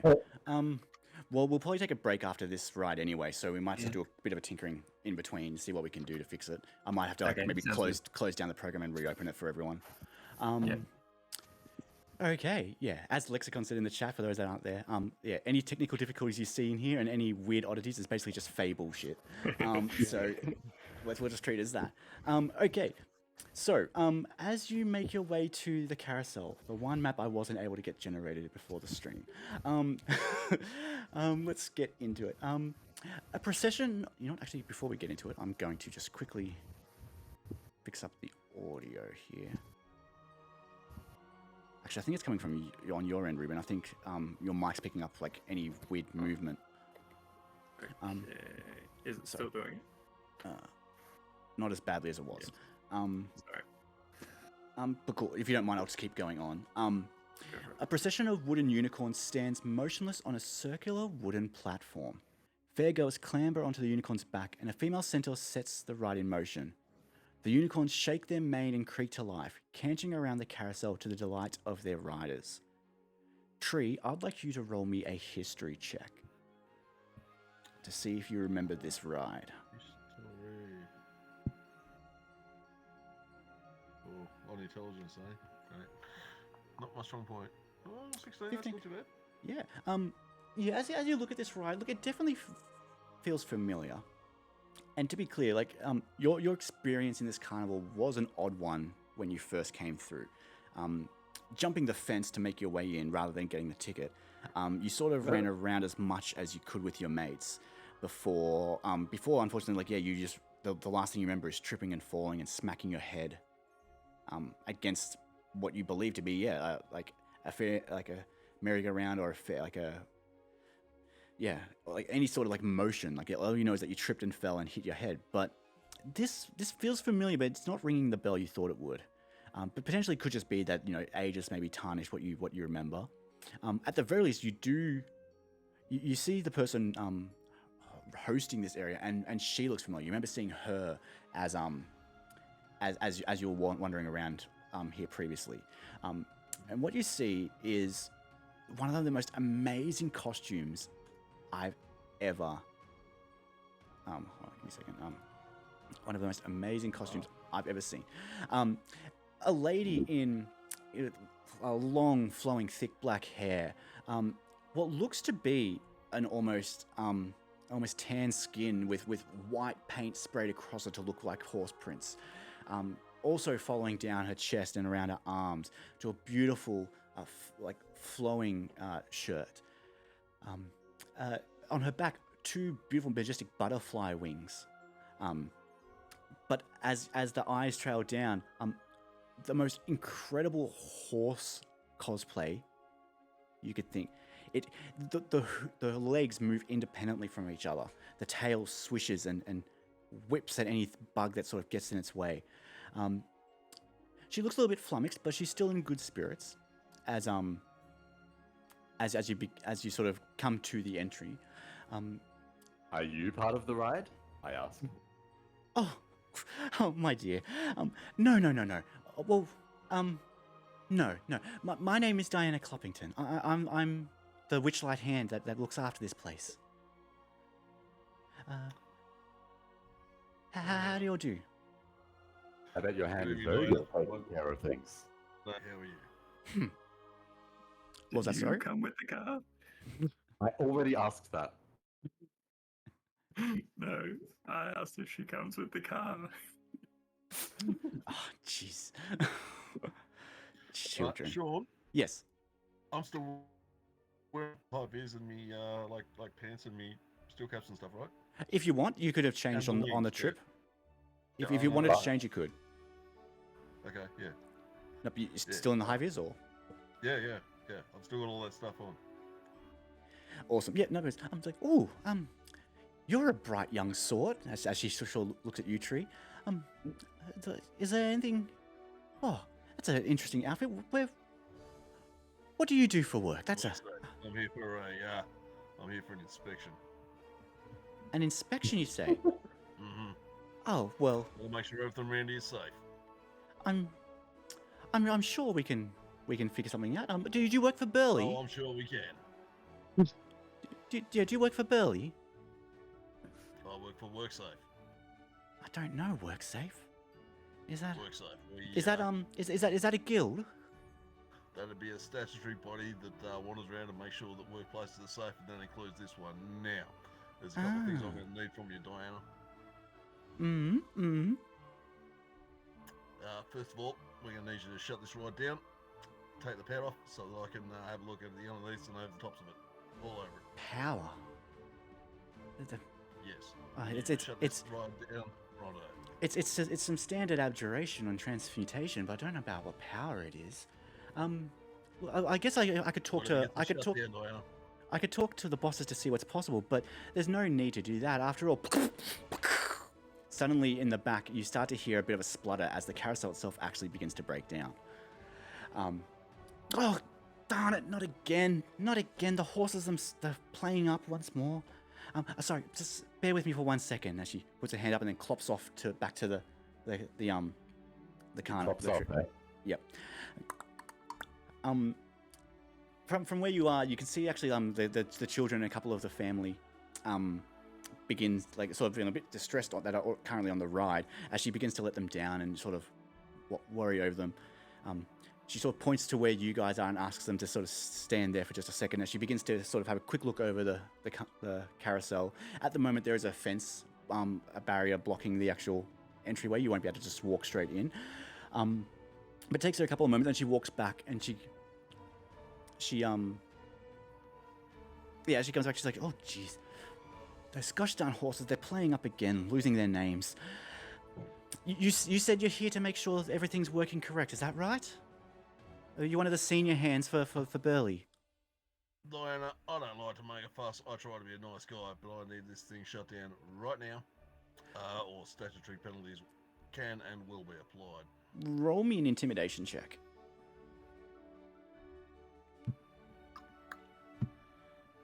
Do I get advantage because I'm wearing my high vis and all that stuff? No. Alright. That was worth asking. You don't ask. 8. That's not gonna do. So, like, I can respect you, and I can see, like, you know, you're definitely under a lot of stress. Like, you definitely have a touch of the Scabather on you. But, I guess at the end of the day, there's not much I can do without the Witchlight's hands. But with the ride down anyway, I do need to get it up and running again. If you'd be willing to help fix and rename the horses for me, I'd be more than happy to let you not only have a quick look, but take the next ride. And as for you, I'll lend you a hand with anything you need. Oh, thank you so much. And as for you, Lotta, she points to the people that just came off the ride. I am so terribly sorry. Please give me your tickets, and I'll make sure the punch is removed. And she grabs the tickets off them and sort of just rubs them in her hands and hands them back. Now, I promise you, you'll get next ride after these gentlemen once they've fixed it. Okay, so yeah, I'm willing to having fun with that. I'm willing to go along with it, but I'm going to be looking around because as far as I'm concerned, we're still in the real world, and I'm looking around for like a generator or anything I see that would actually be powering this thing. Yeah, she's talking to gobbledygook, but at the same time, like if you've ever been to like anything similar to Disneyland, like the people stay in character. That's the most you're getting at this stage. I feel we're in Evermore. It's fantastical in nature, but like staff be staff. Look, she opens up the gate for you, and she goes, if you just go take a look, and she pulls out a bucket of paint and a couple of paintbrushes, and if you could just make sure that they're named correctly, that should ensure that everything goes up and running again for you. Do you all go in with Tree to inspect the carousel? Absolutely. Yeah. Cool. You see at the moment. You see at the moment that there's 4 pairs of horses around this carousel. They're sort of all lined up together, one in front of the other. sort of like by a foot or two. But yeah, like they're all different designs and variances. Should you want to go around them one at a time, by all means. If you'd rather split off and look at each one separately, let me know. Okay. Well, so I'm wandering around and I'm looking for something I can depower this thing with. Okay. I'm looking for a 3-phase cable or something. Roll me an investigation check. Everyone else, if you want to focus on the horses, roll me a perception check. Yeah, Pascal would definitely be just like not really paying attention to fixing it, but walking up to have a look at all the horses and what's going on here, because it's weird they have names. What's going on with that? Yeah. I want to ask Florin if he clopped or clapped before. Nice roll too. No comment. For investigation. Yeah, 2, which drops down to a 1. Though it is in character, let's be honest. Yeah. Cool. Yeah, as you begin to look around, Tree, yeah, you're feverishly looking sort of around the edges, looking for power cables and like wires and things that would connect to a generator.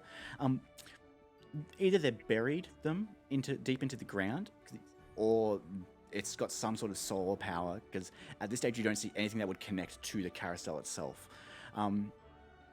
You can join back up with the crew as they begin to look at everything, look over the horses, and what you see essentially, like I said, are 8 horses paired into 2s, and on each of them, on each pair, one of the horses' names looks to have sort of rubbed off, not scratched out, not smeared or anything like that. Just certain letters seem to have disappeared. We'll say, to sort of split this up, we'll say, Florin, you look at the first pair.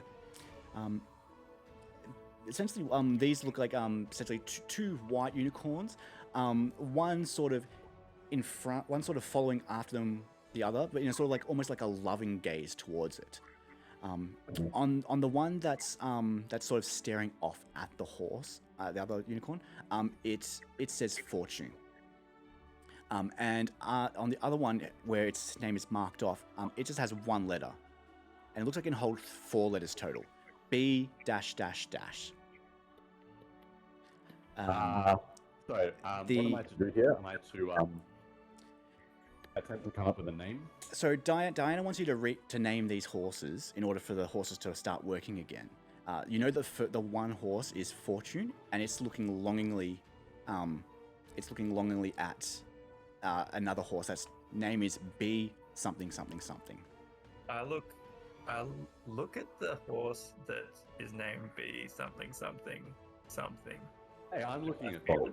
I feel a strange connection to this horse. I notice that its posture is not quite right. And I realize its name must be Back. What are you asking? B-A-C-K. Okay. We'll keep that in mind. Let me just quickly go through, because there's 2 others here that, like, actually, did you not roll? Oh, you're not in, are you? Keep forgetting, sorry. You're still not in, are you, Ruben? No, I'm in. Oh, you're in? Okay. I'll get you to roll me just a perception check. We'll just count that as like the 3 people looking over the horses. I noticed that Back, the horse, has excellent posture. Now that I've patted the carousel horse. I'm gonna let you, like, if you want to massage that horse, by all means. But but I guess, like, yeah, if you think the name is Back, we'll touch on that in a second. I get my elbow in there. The second pair of horses, again, these ones are a bit more natural, not unicorn-like, but they look like they are elegant anyway. The first one looks to actually be taking a striding leap ahead of the second. And this one's name is Pride. Oh, I know what the other one's called. The second one that's actually trailing behind Also has a full letter name. is actually labeled FA space. I know what this horse is called. Yeah. Okay. I think I've worked out the puzzle, guys. Yeah. It's pride goes before a fall. Fortune favors the brave. Oh shit! I'm a pro I just realized I did it the wrong way around. I gave you, but I think you got that one anyway. So we'll count that as a success. The third set of horses. I'm going to read which ones are correct and incorrect now. The third set of horses. Wait, are we getting this thing that tells us what the name is? I'm putting them in the chat for you, so that way I don't have to keep repeating them. Okay. The, You realize you've... the third pair is a set of two. These ones actually look to be a bit neck and neck, but one seems to be trying to swoon the other, while the other one's rejecting it. The one rejecting it is named Stone, and the one next to it is M space S. I just realized I've just put the names in for both of them, haven't I? I'm such an idiot. To be fair, I'm pretty sure we all knew both of them so far. The I'm having a hard time seeing others chat. Where's this chat?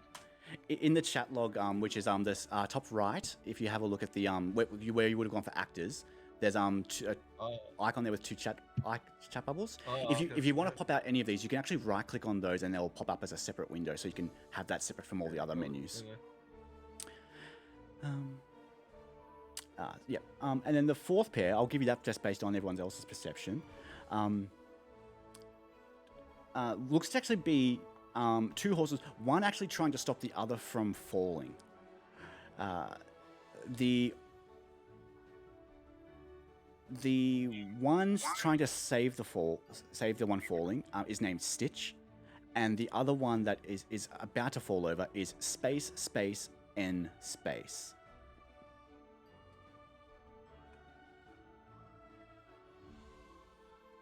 Mm. 9. If there's any that you're not sure of, I think you've already figured it out. But if there's any you're not sure of, feel free to roll me an investigation check. For you, Quok, considering that you're trying to massage one, give me just a general dexterity check. Okay. Yeah. if Can't believe I possible, screwed that up with the chat. Bold, whose name I think is actually back, is posture wasn't quite right. We don't know what it is. Yeah. Yeah. What am I Which doing? check? I'm such an check, idiot. sorry? I can just do this. I can just clear them. Why am I letting them stay there? Ditching something. But I What guess, sort like, of- if any of you want to start writing any of them down, let me know. What sort of Uh, check? well- Sorry. Are we supposed to be looking at one of them each, and in real life we're just listening to you tell the story, and that's why we're all chiming in? I'd say you're conversing amongst each other at this stage, considering how much I've spoiled. Okay. I'd say at this stage, like, Tree is back with the three of you, probably looking a little bit perturbed and a little bit off-put, but he's still listening in.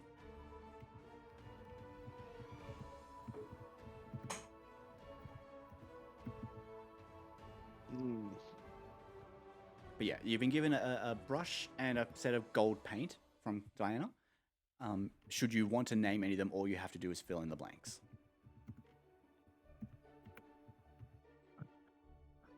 Yeah, I forget what the other one was, but something like that. oh, a stitch in time saves 9. Yeah, I said that. Nice. Yeah, I I'll put forget the what the other. fourth one was, but- I'll put the first one back in there. Oh no, which one was that? That's it's this one, but I'll make sure I fix up the others. Oh yeah. Fortune favors the bold. And if the four of you agree with what's being said, just let me know. I think it's fortune favors the back, but I'm happy to be overruled. Be clear. So Do you actually believe it's back? Like, does your character believe it's back, or are you doing it more to be snarky? No, my character believes it in his heart. I'm gonna get all three, the remaining three, to roll an insight check for me.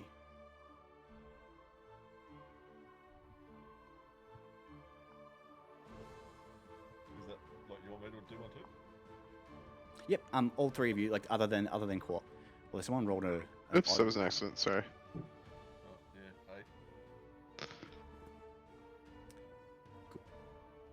hey. Right. No worries. Ferlin, you know that Quark believes he's telling the truth. You Oh, believe really? like you don't think he's trying to be a joker. You don't think he's trying to fool around. You actually think like he actually feels he has some weird want to for this to be back. I pout and put a hand on his shoulder. The other two, you think he's telling bullcrap. Yeah. Should you want to confront him on that? You can. What? It's bald. My dear, I think you'll find you're outvoted. Okay, How but about you let this go? okay, but I assure you, you will regret it. When this horse lives its entire life being called the incorrect name. As he begins saying that, you actually you notice this, Pascal. No one else would. Well, actually, maybe you might. Florlin, let me just quickly check something here. Let me just check your passive perception. No, you wouldn't. Pascal, you notice as he's saying this, and as he so adamantly believes this, and you not believing him, you start to notice that his ears begin to shrink, just slightly, just by a centimeter. But both his ears begin to shrink on his. And then Pascal would sort of just be like staring at him and then glancing away and then staring at him and then glancing away and then just sort of like not saying anything about it and probably thinking he's imagined it. I said, what? I'll give you the first half of your agreement, your bargain for the ticket. Your ears shrink when you tell the truth but are not believed. Mm. There is still another portion there I haven't said. Yeah. But yeah, are we all going to go ahead with the 4 names given? I think so. Yeah. Okay. You write Fall against Pride. You write Moss against Stone. 9 against Stitch. And then after a bit of debating, you write Bold against Fortune. As you do that last letter, the lights on the actual carousel begin to glow brighter and brighter and brighter. And then the galloping music starts to kick back in.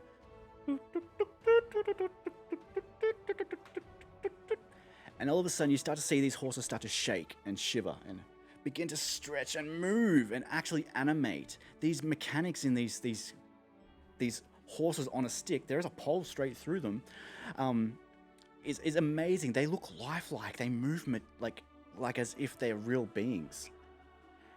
And they all turn to you, the 4 of you, and say, "Oh, thank you. Yes, thank you. Thank you. We hate when we lose our names, but we do appreciate the assistance." Oh, anytime, darlings. Should I? Would you like the ride? Yeah, like some sort of payment. We helped you guys out, so it's fair you should help us. Of course. And they sort of look around just for a second. And if you like, we'd be more than happy to divulge some details for you. And he looks sort of at you, Tree, sort of like no looking, can see in the look in your eyes that you want answers. I do. Yeah.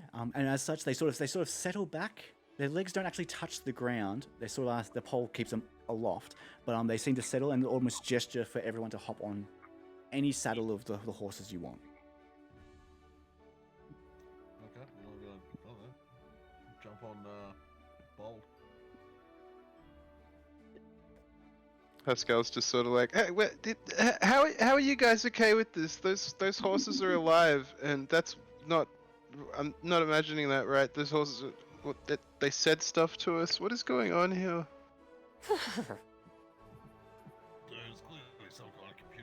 something. Who cares? Get on. Okay. Yeah, come on, Pascal. You never jump on horses when we try and get you to. It's one of your Time's most up. Why'd you, Pascal? oft observed character flaws.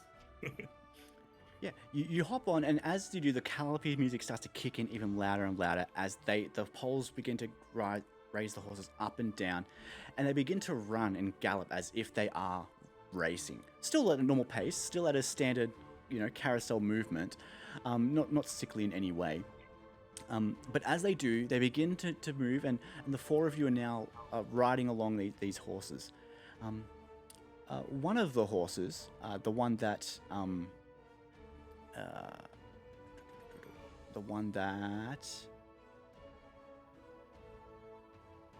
you are on, Quark, turns to you and goes, "We know what's going on. Yes. The things that you might need are in Bavlorna's lair, a rambling cottage on stilts. Skabatha's lair is a dead hollowed-out tree in a forest. And Enderlin's lair is a mountaintop theatre." I'll put this in the chat for you in a second.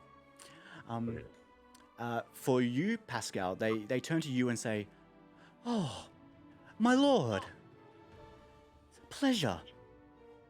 The thing you seek is not in any of those places, though you will find it somewhere. You will find part of it within the one that runs the Widdershins. But what you really need is in the palace." What? Okay. To you, Tree, they turn to you. It's like, "My poor child, the trauma you've faced. We can't tell you exactly where, but the hag you seek sleeps in a dollhouse and can't remember the first creature she sees when she wakes up.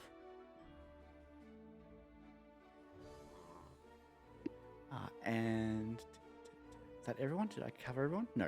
Still I anyone don't for you? think I got a second pulse message. For you, Flerlin, they look at you and say, "And yours, an interesting tale, a song of many woes. The hag you seek has foreseen her own death, which happens during an eclipse." They Why continue. would I be after a hag? They continue to gallop. They don't really say much more after that, other than really repeating what was asked. I will chat that to you during the break, because I need to tweak some of the writing in this journal note. But yeah, as they begin to do, the carousel begins to slow down. It seems to be working smoothly. There's no juddering. There's no awkwardness that you would expect from something that's just broken down and started back up. It comes to a smooth and complete halt. And as you all hop off the horses, they all look at you and bow their heads and go into the positions they were before becoming completely solid once more. I bow even more deeply than they. I wave cheerily. I had a lovely time, darlings. No response. I'll get off and walk towards Diane. Yep. Oh, thank you, sir. I do appreciate it. Just so you know, Diane, and let your bosses know too. Workstaff's keeping an eye on this place. They wouldn't be the only ones, sir. This carnival is... It's not doing well. If you're willing to help, if you're willing to do anything to help us, we will do all our best to help you. And she sort of like smiles and nods, and as she does, the lights around where you're standing at, even out further beyond the carnival, begin to glow just slightly, as if the brightness of the area begins to feel warm to your reception. I get close to Diane. What troubles are you facing, my darling? Well, I can't say too much, but unfortunately, they have begun to take over. And I wasn't always like this. I raise an eyebrow. The goblins? Oh no, no, the goblins are lovely and wondrous. Good, The- so I won't the- stand for anti-Semitic stereotypes in my fantasy stories. The three have taken over. And I tried to reason with them. I tried to reason with them to get my horse back, but I asked to always be with them, and this is what happened. I don't know what to do. I just want my horse back. It's not like this. She begins to look a little bit distressed. How is it that your horses come to be missing? I don't know how they got lost. I can't remember exactly. But when I went to one of them, they said they could return them, make them, we can be whole again. And I just agreed without thinking. They're wicked, but I can't see anything else. I blink slowly, trying to make sense of all of this. Roll me a intelligence check. Oh. Hang on, that's...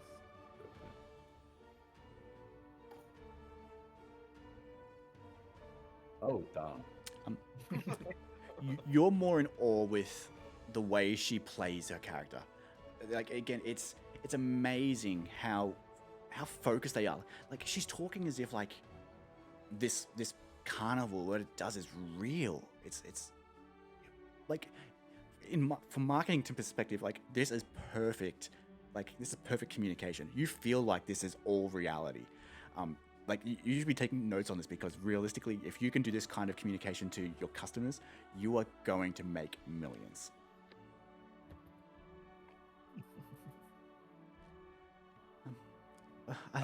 Quite honestly, entirely believing, well, being entirely invested in the story that I believe I'm being told, I lean closer. How can I help you, milady?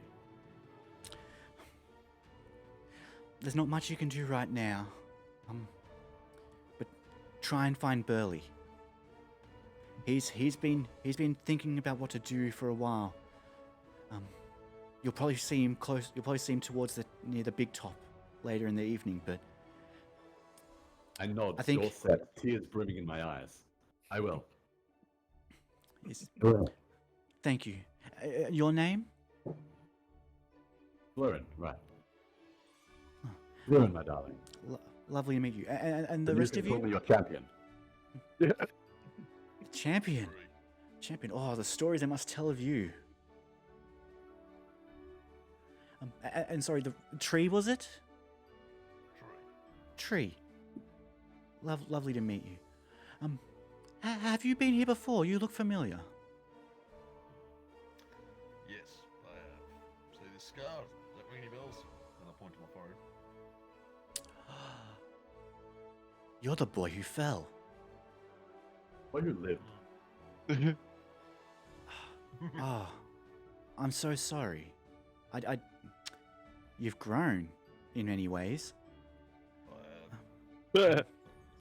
Kept a close eye on you. Oh. You're missing something.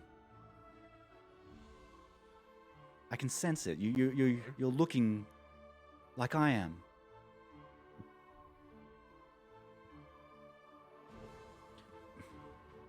You I'm still. about to, I'm getting visibly more and more angry. I think I'm about to just go into a rage here. Okay. She sees you start to tense up. She's like, "I'm sorry. I didn't mean to pry. A lot of us here have been affected. You can pry into me whenever you wish. Should you want to learn more, I think the best person you could talk to figure out what happened, would be. Bear with me 1 second. Oh, where'd the name go? I lost the name.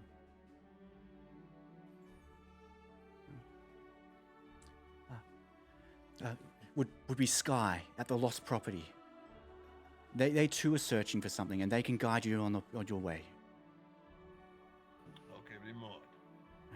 And again, thank you so much. If there's anything I can do, I'll make sure I pass on a message to Burley's that you've helped out here.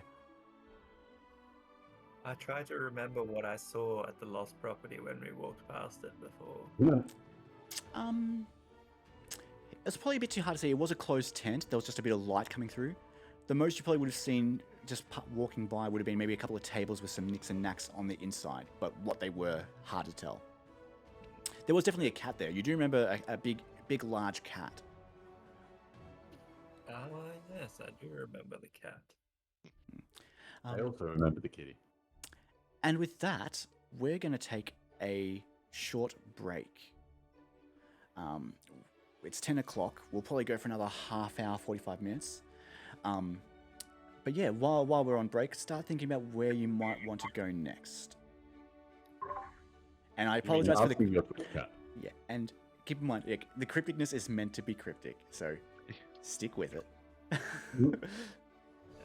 Very good. But yeah, we'll be back in just a few moments. Probably, we'll go 5 to 10 minutes and then rock up here. I'll mute the Discord so you guys are welcome to talk. And yeah, make yourself a drink. We'll see you soon. Okey-dokey. Thanks, man.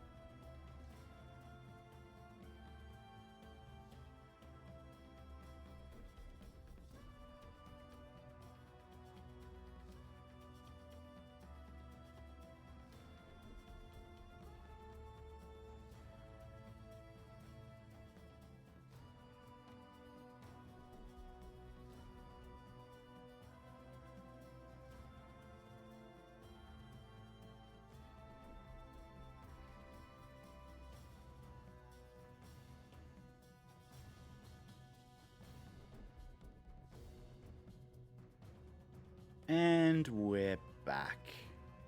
Thanks for sticking around, anyone in the stream, if you're still there. Shout out to Lexicon for the subscription. Really appreciate that. You, sir, have joined the dots. And to Lobster Jess, again, pleasure having you both here. Lobster Jess and Lexicon are my two party members in the version I'm playing, with Lexicon being the DM. So he's probably seeing all these things going, huh, interesting. Definitely an entirely different feel to what we played. But yeah, we return back to the game. Let me just put back on. Why is that music not running? Oh, that button. Okay. Music. All right. We return back to the carnival. For the notes that the horses gave you, I'll actually put those together after the game, because I have to remember exactly what I said. And I'll put that in our website, and I'll put it in our group chat after, like in Discord. But to be fair, like most of it, to all of you, like it really did just sound like gobbledygook. It's nothing makes sense. Maybe it's part of the park. Maybe there's some themes here that you can go to that they're referencing. You're not entirely sure. I'd say for you, Pascal, like it's probably very odd and awkward, as I'm sure it is, for her to call you Lord. That makes no sense. Absolutely. Maybe she recognizes something about you that, you know, maybe you've played online in an MMO together. Who knows? But realistically, it's just odd and awkward, and they're answers, but not to any questions you knew. Yeah.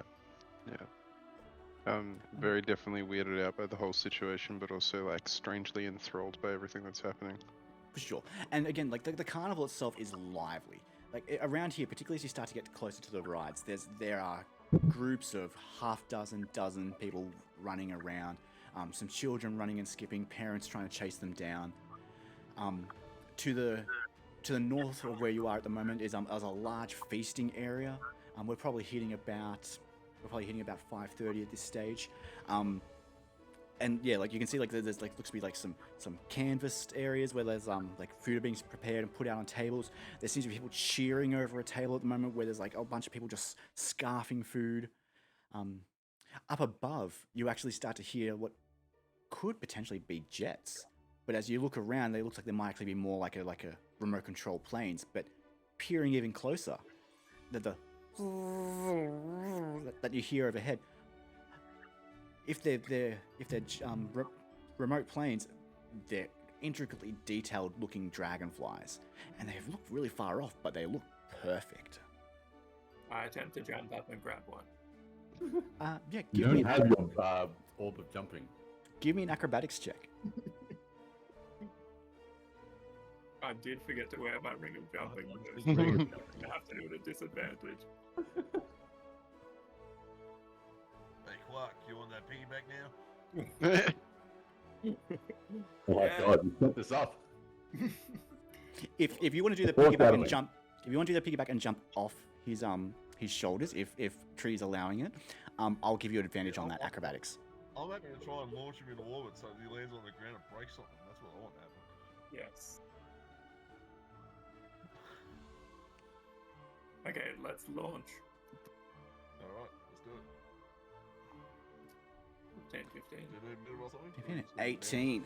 Yeah, you that was the advantage based on him jumping off you.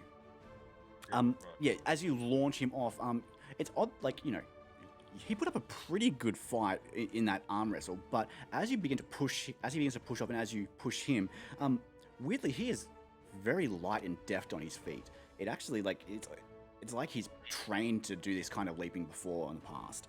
And as you reach out and jump and you go for a swat, you don't hit the dragonfly you think. There was another dragonfly that maybe just passed your eye as you were focusing on one, and you hit that one instead.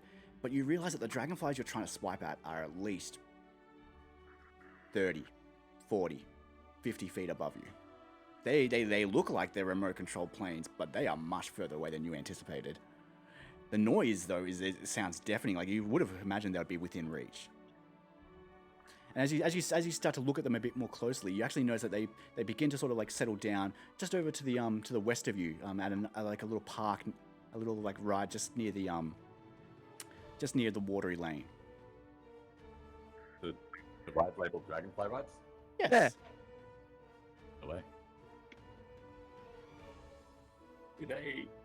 I wonder if they seem bigger than a normal dragonfly. Much bigger.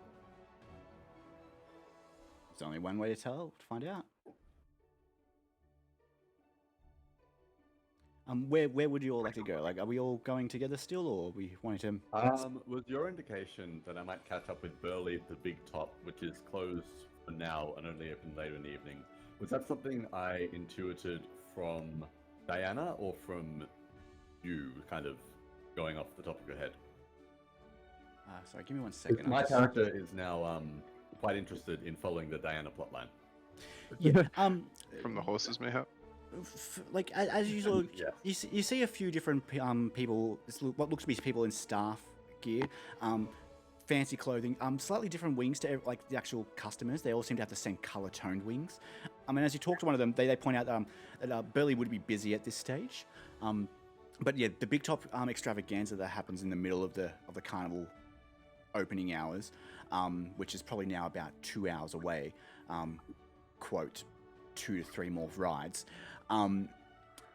You'll like, yeah, he probably will be busy, and you'll probably see him there if you do need to get his attention. Okay. I'll suggest to the party that we go check out lost property, see if there's anything we can plunder. Pascal's very much like. I agree with you. Oh, sorry. I was gonna say Pascal's just like very much. He's been assigned a group, and he assumes that he has to follow along with them for the remainder of the group. So the remainder of the trip. So he's going to go along with everything. How are you feeling at the moment? Because obviously, like, you've been wanting to get here for years. Like, is the wonder still grabbing your attention? Oh, absolutely. He's like absolutely like just constantly looking around at everything, taking it in. It's like having a slightly childlike sense of wonder sort of going on. But he's also like a little bit creeped out by how realistic everything is and how fantastical it is at the same time. It's definitely uncertain, particularly for someone like yourself who pays attention to all the little details around you constantly. I think the only peace of mind you have at this stage is that no one seems to be looking at you. Like it really comes down to the fact that, like, particularly in your gear, you blend right in like part of the crowd. You don't look like the outsider like you would if you were to dress up at any other festival. I dig it. Just sort of like swinging his rapier around excitedly as you walk along.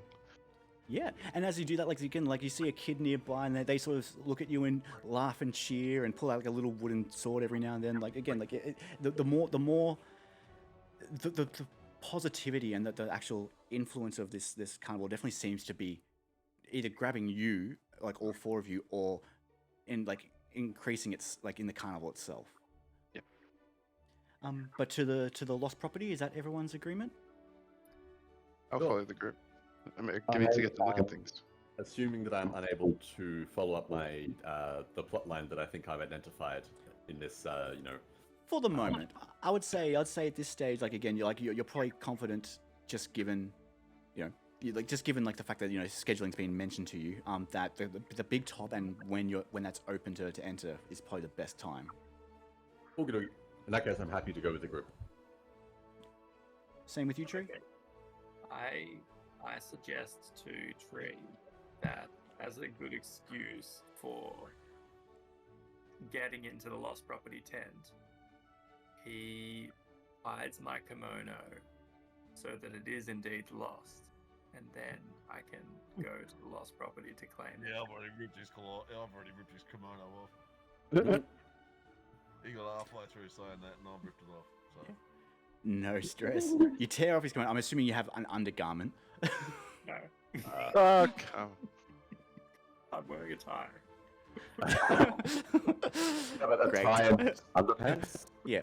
So The long a tie. I was gonna say a tie around your forehead. No, a tie. He tears off a good portion of. He tears off the top of your kimono, leaving the bottom half stuck to almost like a towel with drawstrings just wrapped around. as you and as you make your way towards the lost property. I'm assuming now Tree is taking the lead to get there. Sure. Cool. You head over there, and as you begin to cross over the bridge, you actually see, like, you come to the lost property and begin to see a bit more detail now that you actually focused on it specifically. Right as you outside the lost property wagon is a large feline creature with midnight blue fur. It stands about 5 feet. Wait, am I getting that right? No, yeah, it stands about 5 feet if it was standing. It is kind of like sort of laid down next to a young girl there who's just patting it at the moment. It has a pair of tentacles extending from its shoulders and wears huge, blooming, fake butterfly wings.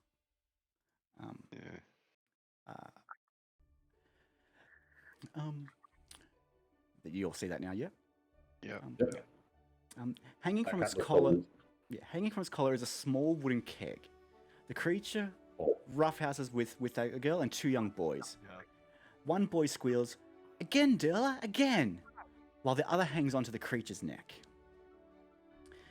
You begin to approach, and then right before you sort of make your way over this bridge, one of the boys runs and leaps and bounds and dashes right past you, making its way back up the path you just came. The cat turns and, with a look of worry on its face, screams out, "Durla, no! Get back here! Your mother's!" Oh, and sort of turns to you and says, "Oh, excuse me, gentlemen. Could you go get that boy for me, please? I need to keep an eye on the remaining 2. I don't do favors, I do jobs. I'd be happy. I can provide you a small gift if need be, but please, if that boy gets lost in here, who knows what could happen." Right. I leave it to chance to pursue the child, to try and help the child. Cool. All 4 of you going, or is any of you staying behind? I mean, Pascal would be temporarily very shocked by the fact that a giant cat with wings just spoke to him, but it, I suppose, go along with the rest of the group. The animatronics in here are nuts. Yeah, so he's saying. Yeah, cool. Yeah, you begin to dash off. I'll get all of you to make an athletics check to see how fast you can catch up. Hopefully you got a roll with having, who knows?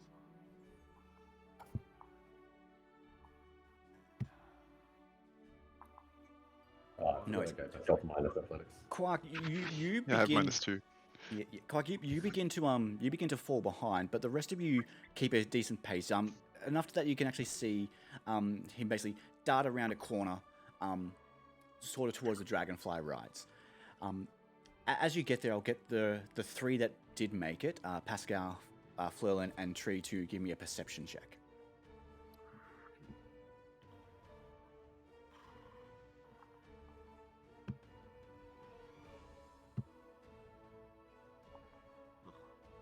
Alrighty. You begin to look around, and as you sort of poke your head into the dragonfly rides, like, you can see it's a pretty bristling and bustling area there. I'm not going to bring up that description right now to get myself, otherwise get lost in the book. But yeah, you don't see any sign of him. And as you begin to search, like, you start to get worried. It takes it's about 2 minutes now of looking that you still haven't been able to see him. Is there anything that the 3 of you want to do? At this point, Quark, you would have caught up. So is there anything that the 4 of you would like to do to look further, or anything else? Do we get a name for this kid? You would have heard them call out Durla. Durla. Okay. So, Oh, yeah. no, sorry, that's Durla. my bad. That's my bad. Durla is the name you would have heard call out, but they were referring to the cat. We'll say when the cat yelled out, they would have said Vero. Vero! Vero! Give me a persuasion check. Is anyone else calling out? If anyone else is calling out, you can do it at advantage. Yes, I am.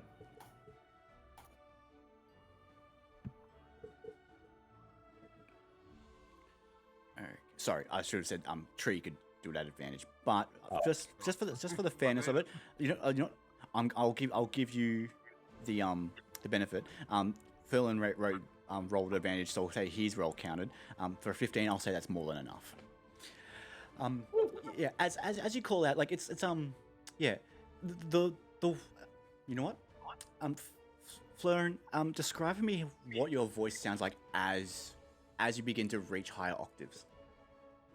Like what kind of what is your voice melodic? Is it more warm and inviting? I'd say it's fairly friendly. Sort of rich. Well, yeah, I'm supposed to eventually become a bard. Spoilers. So yeah, I'd say it's warm, inviting, melodic. I don't like get totally shrill or strained or anything. Like, was it Vero? Vero, yep. Yeah, look, I think that is what pulls him out. But then hearing the sort of the timbre and like the sort of effort from Tree, it sort of shocks him, and he sort of darts out, hears that, stares at you like sort of like a deer in headlights. He's like, yes, what? I bend down and smile and say, "Hey, mate, we need you to come back with us or something. I don't know." I glower at this kid. But I just wanted to go have fun. I wanted to see the dragonflies. Don't care, kiddo. You're coming with us. You've I can't never think wanted quite to as just quickly. play? What was that, Don't you sorry? understand, kid? Yeah, come on with us. Come on, I Tree, think you're my right. character would probably not let him just continually rag on the kid, and would in fact chime in and say, "Come on, we can play later. Your cat friend is worried about you." What's the rush? Why don't we go see the dragonflies? I'll wave my hand dismissively at these two. And just Yeah, if you want consider to, the whole situation. if you want to step in, I'll allow you to roll an intimidation check to sort of not overpower the children, but to your tone to overpower the voice of the others. No, I'll let them do their own thing. The kid's pretty clear about how I feel about it. Okay. I'll give you this. I'll get whoever wants to okay. Quark is wanting to stay at the Dragonfly rides. Roll me a persuasion check to see if we can grab everyone else to join you. Flurlin is trying to work with Tree to get the boy back. So you can roll me persuasion. A Tree, you can roll me an intimidation to see if your voice actually scares the kid enough to follow. I'm hoping that they found my kimono by now. Or at least the top half. I was thinking, if only I was wearing the top half of my kimono of speed, then perhaps I would catch the kid. I'm gonna say at Hey, this think stage, of the if lawyer, yeah, I'm gonna say at this stage, if the three of you are willing, staying at the Dragonfly ride sounds like a good idea. Though I would say you are all, I think you in particular, Tree, despite how bad your intimidation was, like I think you in particular know the danger of a kid running loose in a park. This kid is an expert on dragonfly rides. I reckon we should take I've him never with seen a dragonfly before. What? You kid. I wanted to see them. Like, if I told you how smart and intelligent and erudite I think you are just recently, because you're not.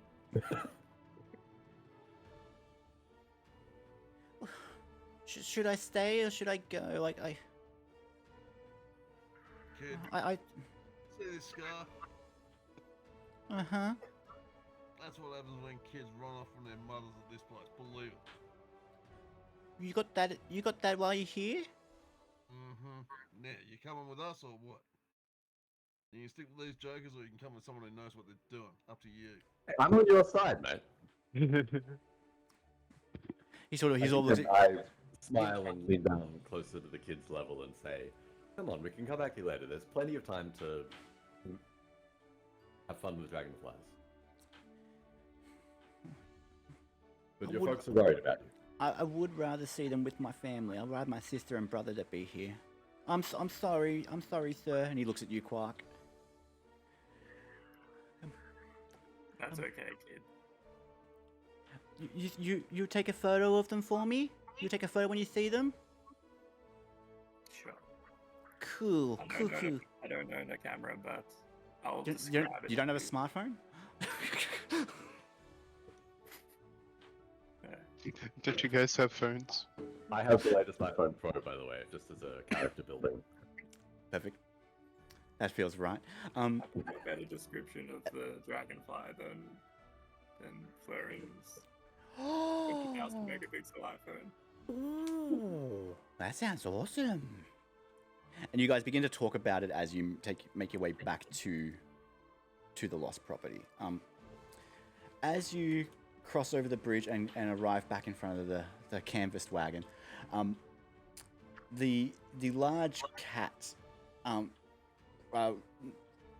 steadily rushes up and says, "Oh, Vero, you're okay. Thank goodness. You shouldn't run off like that. Your parents told me to look after you here, and this is what my job is. Any child that is either missing or needs protection stays here with me. Do you understand?" Yes, Durlagron, I understand. I'm sorry. I just wanted to see the dragonflies. Where are this child's parents, anyway? Oh, they had to unfortunately dash away for a second to go get some food. I'm just here looking after them for a few minutes. The lost property is here for essentially a daycare and for any missing children to arrive. And then she saw the cat, Durlagron, looks at you, Tree, and says, "Like you, I believe. Did you not come through here once before?" Right. Yeah. Roll me a history check before you go into it. Roll me a history check.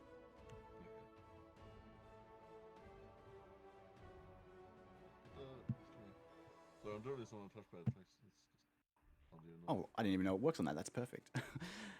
Cool. That's more than enough. Look, at 11, like you don't. The specifics are still unclear. It was right after you remember falling, and so things are still a bit groggy. But you do remember a cat, in a room. And as you start to put it together, like you start to picture that, though size wouldn't make sense, this could be the cat that sort of stuck with you until your parents arrived to pick you up. Yes, I believe you were the one. You're the one who fell, correct? Correct. Yeah. Oh, love to meet you. My name's Durlagron. It's good to see you've grown. Right. Some payment. Oh, of course. And as hold on, I do have something built for this. Let me just. Where did I put it? Give me. Oops. Just closed everything. Give me a second. Should have rolled this before. And.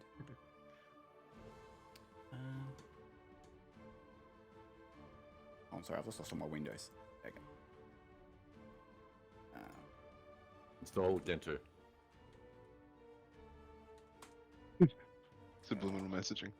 While we're waiting, we might as well give Cat a And little- yeah, as you do that, their tentacle flicks out and sort of goes to like a barrel there just next to the entrance of the wagon, and sort of fiddles around inside it for a second before it pulls out what looks to be.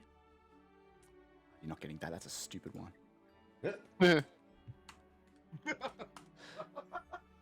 Love it. Oh, He come rolled on. the same thing again. It's, oh my god, this is Fey bullshit all over again. There we go. Yeah, what looks to be a wooden bottle of glue. Here, I know it doesn't look like much, but this is some of the strongest adhesive we've ever had. If you place it anywhere in a tent, it has enough to pour out across 10 square feet, and anyone who runs through it will be stuck. It seems oddly specific and applicable to game mechanics. Oh, there's plenty of games around here. It makes sense. So that wasn't an in-character observation. Oh, okay. Yes, this. I look at the glue bottle and I think this is a very strange measurement. I've never seen bottles of glue measured in square feet. Yeah, so that is what you've got. I'll create an actual item for you between now and the next session. But yeah, it's a wooden bone glue. A container holds enough glue to cover an area of 10 square feet. A creature that walks through it has to make a strength saving throw or be reduced to 0. And then they have to keep rolling out each turn to try and get out. And just by the way, Ruben, it's actually not that unusual. Like if you're laying tiles or something, like I'm just doing real world stuff, but yeah, you get square meters of glue and paint and that's nice. Yeah, Ruben, God. Sorry. That was All right. Mark that did That's that. good. I didn't know that. See? Perfect item. See, this is the roll of the dice, guys. Yeah, I wish I could offer more, but unfortunately we don't really carry much in the way of gold here. But I guess like... When we have a free pick of the lost and found. mm, I'm joking, We- honey. Yeah, that'll look. Can I give you a scratch behind the ears? as you do that, one of the tentacles sort of whips up, sort of like in like an almost snake-like fashion. But it just then sort of settles back in and takes it. If you wanted to have a look, if any of you have been here before and think you've lost something, you're welcome to go in and see. Well, I'm pretty sure part of my quest was I had to find something in you. There was something about a hag. You know of the 3.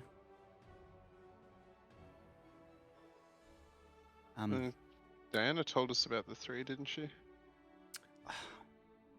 Diana's a... she lets her head get ahead of her. There's not much I can... Oh, sorry. Go on. I was just Yeah, going to I say, can put that on. did I just do a social faux pas? Oh, no. I can't say too much, but I wink at Pascal. Attempt to put an arm around his shoulder in a friendly manner. It'd probably just be sort of shrug a bit, but take it. technically you are a bard, Fleur, and if you wanted to, you could use that and offer a bardic inspiration. I think I'll be right for now. Yeah.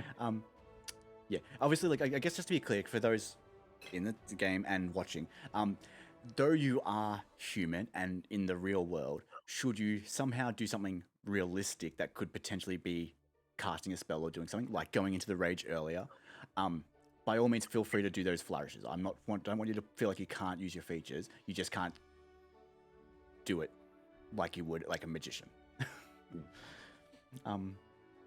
Cool. Yeah, Delicaron sort of gestures you in, and if you want, you could have a quick look around to see what's in the lost and found. But as she enters you in, she sort of pulls you aside, tree, not with any physicality, but sort of just like gestures to you. She sort of goes, I do remember the day you fell. It was actually the day that I lost my son. Star. I believe when you were running around, he saw you from a distance and went to chase you. I don't know what happened, but when you came back to me, he wasn't nearby, and I haven't seen him since. Lady, I'm sorry to hear about your son, but that was 8 years ago. I can barely remember it myself. 8 years. Oh. I can't guarantee anything. But if you're back here now, then that makes me positive that things are going to change and that maybe all of us will get back what we need. Can I? And she'll rummage around and in the lost and found, she'll sort of go to a satchel that has it's sort of lying off to the corner, and will pull out what looks to be a little small glass ball. It's very reflective. It's almost like a mirror as she puts it into the light. If I know things don't make sense right now, and I hope your mind clears a bit more in order for it to make sense. But if you do see him, could you give him this? Okay, I take what's the shiny ball? Yep. And I sort of, alright. Like, I'm pretty convinced she's just a crazy woman at this point. But, yeah, okay. Crazy cat lady. She's a crazy cat lady, for sure. Yeah, right, yeah, okay, cool. Yeah, alright, yeah, if I see your son, I'll show him this then. And I Thank you. back slowly away and don't make eye contact. Thank you. How many legs does your son have? I say cheerily. About the same as me. Are your tentacles legs? Do they count? Well, no, they're tentacles. Oh, of course. How silly of me. She looks at you so quizzingly. You're not from around here, are you? The carnival. No. I'm enjoying the place. Quite keen to get to know it better. That's not the phrase. I think I can see it across all of you. I feel like there is more we're bound not to say. But if Diana's talked to you, she probably has mentioned Burley already. Oh yes, I'm looking forward to catching up with Burley later. Burley wants to take action against the owners of the carnival. Mr. Witch and Mr. Light. But to do so could cause major ramifications. He's looking for people, adventurers really, that could potentially help sway the light of the carnival. And I think, as she sort of looks you up and down with her cat-like eyes, I think you have what it takes. I think you might be the key we've been looking for. It'll all make sense soon, I promise.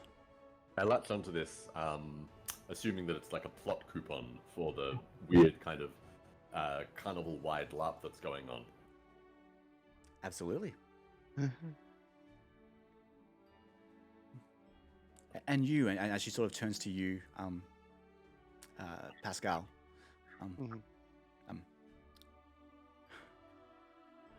whatever happens, know that they're not what they used to be.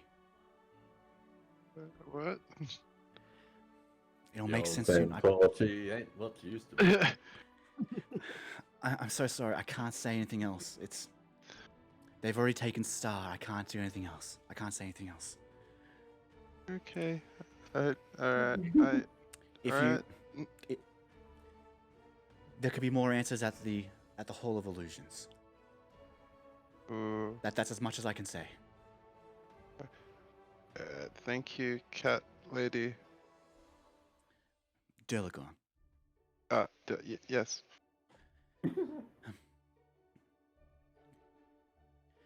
And with that, she'll usher the kids in. In terms of what's in this tent, there's really just nicks and knacks. I would say if there's anything, You mean knickknacks? knickknacks. Yeah, nicks and knacks, knicks, you know, the whole shebang. I would say, with Durlagon's permission, should you wish to add an extra Fey trinket to your inventory, you can do so. Whether you want to roll it or choose one at that time, you can, by all means. Feel free, again, just for those that haven't already done the Fey trinkets, just to add an extra one to the list. And for those that have, just choose another one. And you can choose that manually or randomly. I don't remember if I've done this. That's right. We're not going to take them into account for today's session. We'll factor that in for the next session. Okay. Did I just pick up a Fey trinket? You also get a Fey trinket, so you get the glass ball. Actually, you get the glass ball. Everyone else can get a Fey trinket. They're $0 items, so there's no actual worth. It's more cool hooks. But you may be able to look at them and put something. No, you know what? I don't want to screw you around, Jess. You also get one. you get the ball, the glue, and the Fey trinket. I got a glass ball. I got some glue, and I got a Fey trinket. Yeah, Your high vis jacket's starting to get pretty full, unless you've got your backpack on you. But yeah, and I mean, yeah, that's sort of, she sort of like, again, is willing to talk casually with the rest of you, but her focus sort of pays more attention to the kids at this stage as they sort of play up from time to time, and another parent comes in. Actually, did anyone roll a perception check in this area? No. No. I will say that you, Pascal, with your natural perception, actually do notice something. Well, particularly as you exit, you have a look around and you actually start to see that there's actually a few decent posters scattered on the actual walls of the actual wagon itself. The first one is this one that says, "Lost child, our dear brother has gone missing. Please contact Grandella if seen." And it shows a sort of fair. These handouts will actually be giving out to you as well, so don't worry about that. You see sort of like a sort of yellowish fair skin, young girl, bright blonde hair. You also see this one here. Well, what's going on? Why can't I?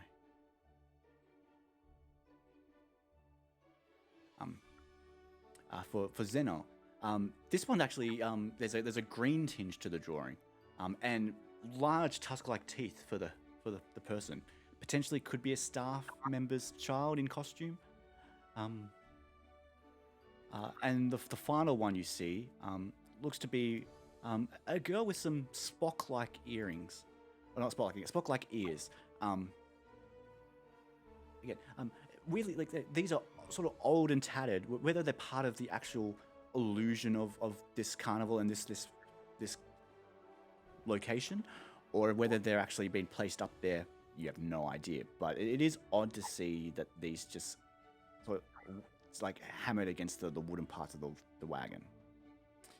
Just sort of probably mutter to myself, like, oh, it's sure is a lot of kids get missing in here. That's not at all suspicious and weird. What you should see at this stage is if you were to all go into your journal section of this system, which is in the top right corner with all the other small icons, and look at the open book, you'll see you should see a handout section there now.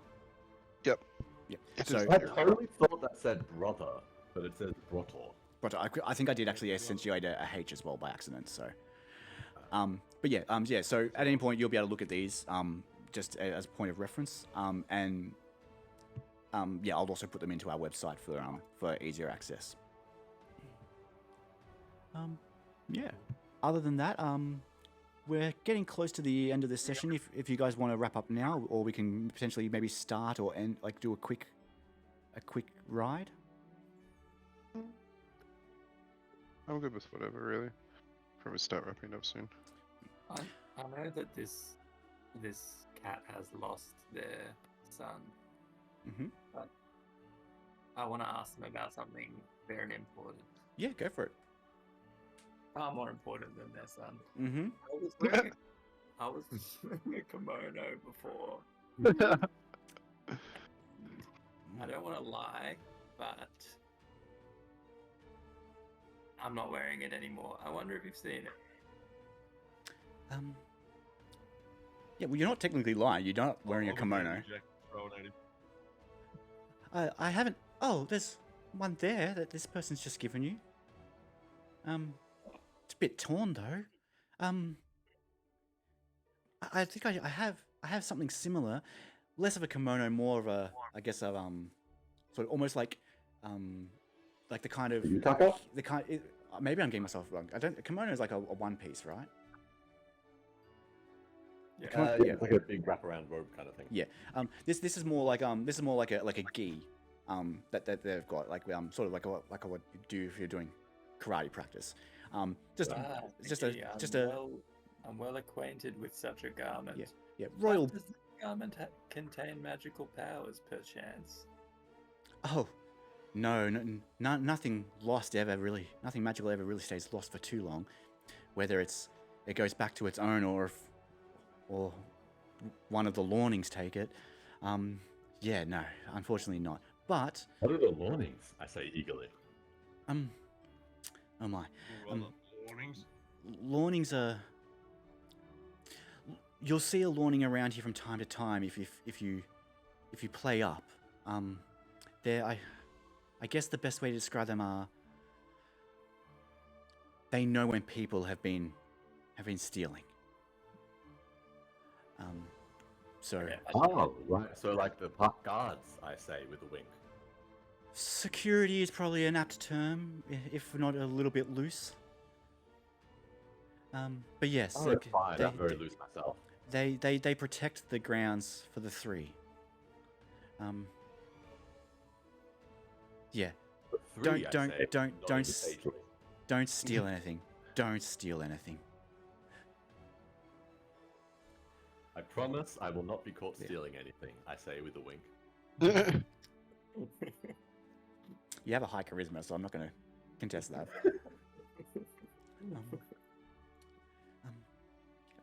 Yeah, but yeah, in lieu, you can choose to either have a kimono or a gi now. well, I didn't bring my black belt with me, so I use my kimono. It has a standard belt. Like it's definitely not a color tone to what would be considered for karate. Like it's more just the style of. But yeah, like it's got like a nice wrap so that way you can tie it up I firmly. use my kimono as a makeshift black belt.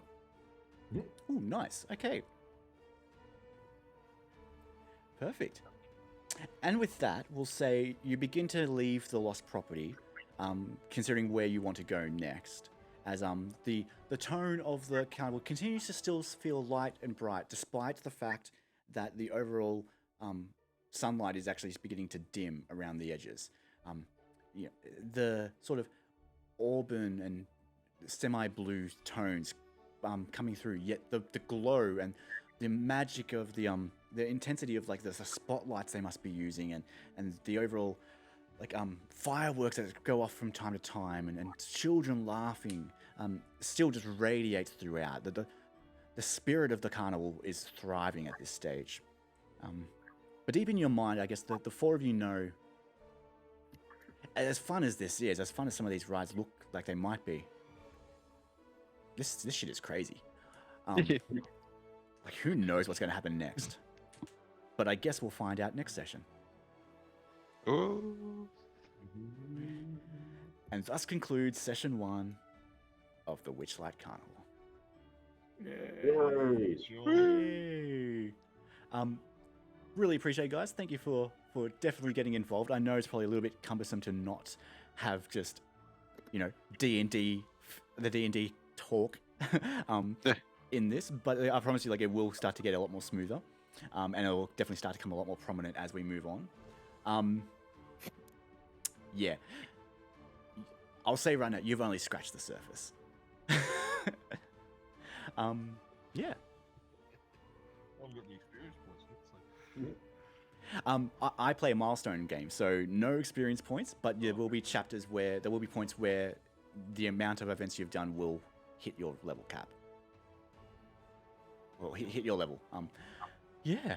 But yeah, that's tonight's session. I guess over the next week we'll talk about, I guess, in person and maybe one-on-one or as a group, making sure you've got all your equipment ready for when the real D&D mechanics start to kick in. Clarifying like what your character's like, if there's anything we've missed or if there's anything I've maybe misstrued. I would definitely like to make sure I'm on the right track with not understanding how you want to play. And yeah, maybe I'll leave this map up, but you'll also be able to access the test map should you want to just come in and have a fool around anytime during the week. I'll be clear and say one last thing that I can't guarantee we'll play next week. My mum's actually coming down. I forgot all about it. And she's staying with me. I don't think she would mind me doing this, but I guess just to be clear, like if she wants to do something that night, I might have to pull the pin. Yeah. But I definitely don't want to keep this. She'll be like, what? What's that? Sorry, Mum, I love you. Because my sister watches this, so she'll definitely tell her. But yeah, like worst case scenario, we'll figure something out, either reschedule or potentially just deep dive into character origins together off stream. To everyone watching, thank you so much for your time. Really appreciate it. Next week we'll have actually reactive images, so that way you can actually see when people talk. I promise you that. I'm going to work on that over the week. But yeah, we'll wrap up there. I'm going to turn off the stream at this stage. Ladies and gentlemen, have a great night, and I'll see you next stream. And the rest of the guys, Close the door, more than happy to keep talking. Good night, everyone. Bye. So thanks, Sean. Hey, awesome. Nicely done, crew. That was an event. Oh, yeah. Yeah. That is what they suggested would be a good place to learn more.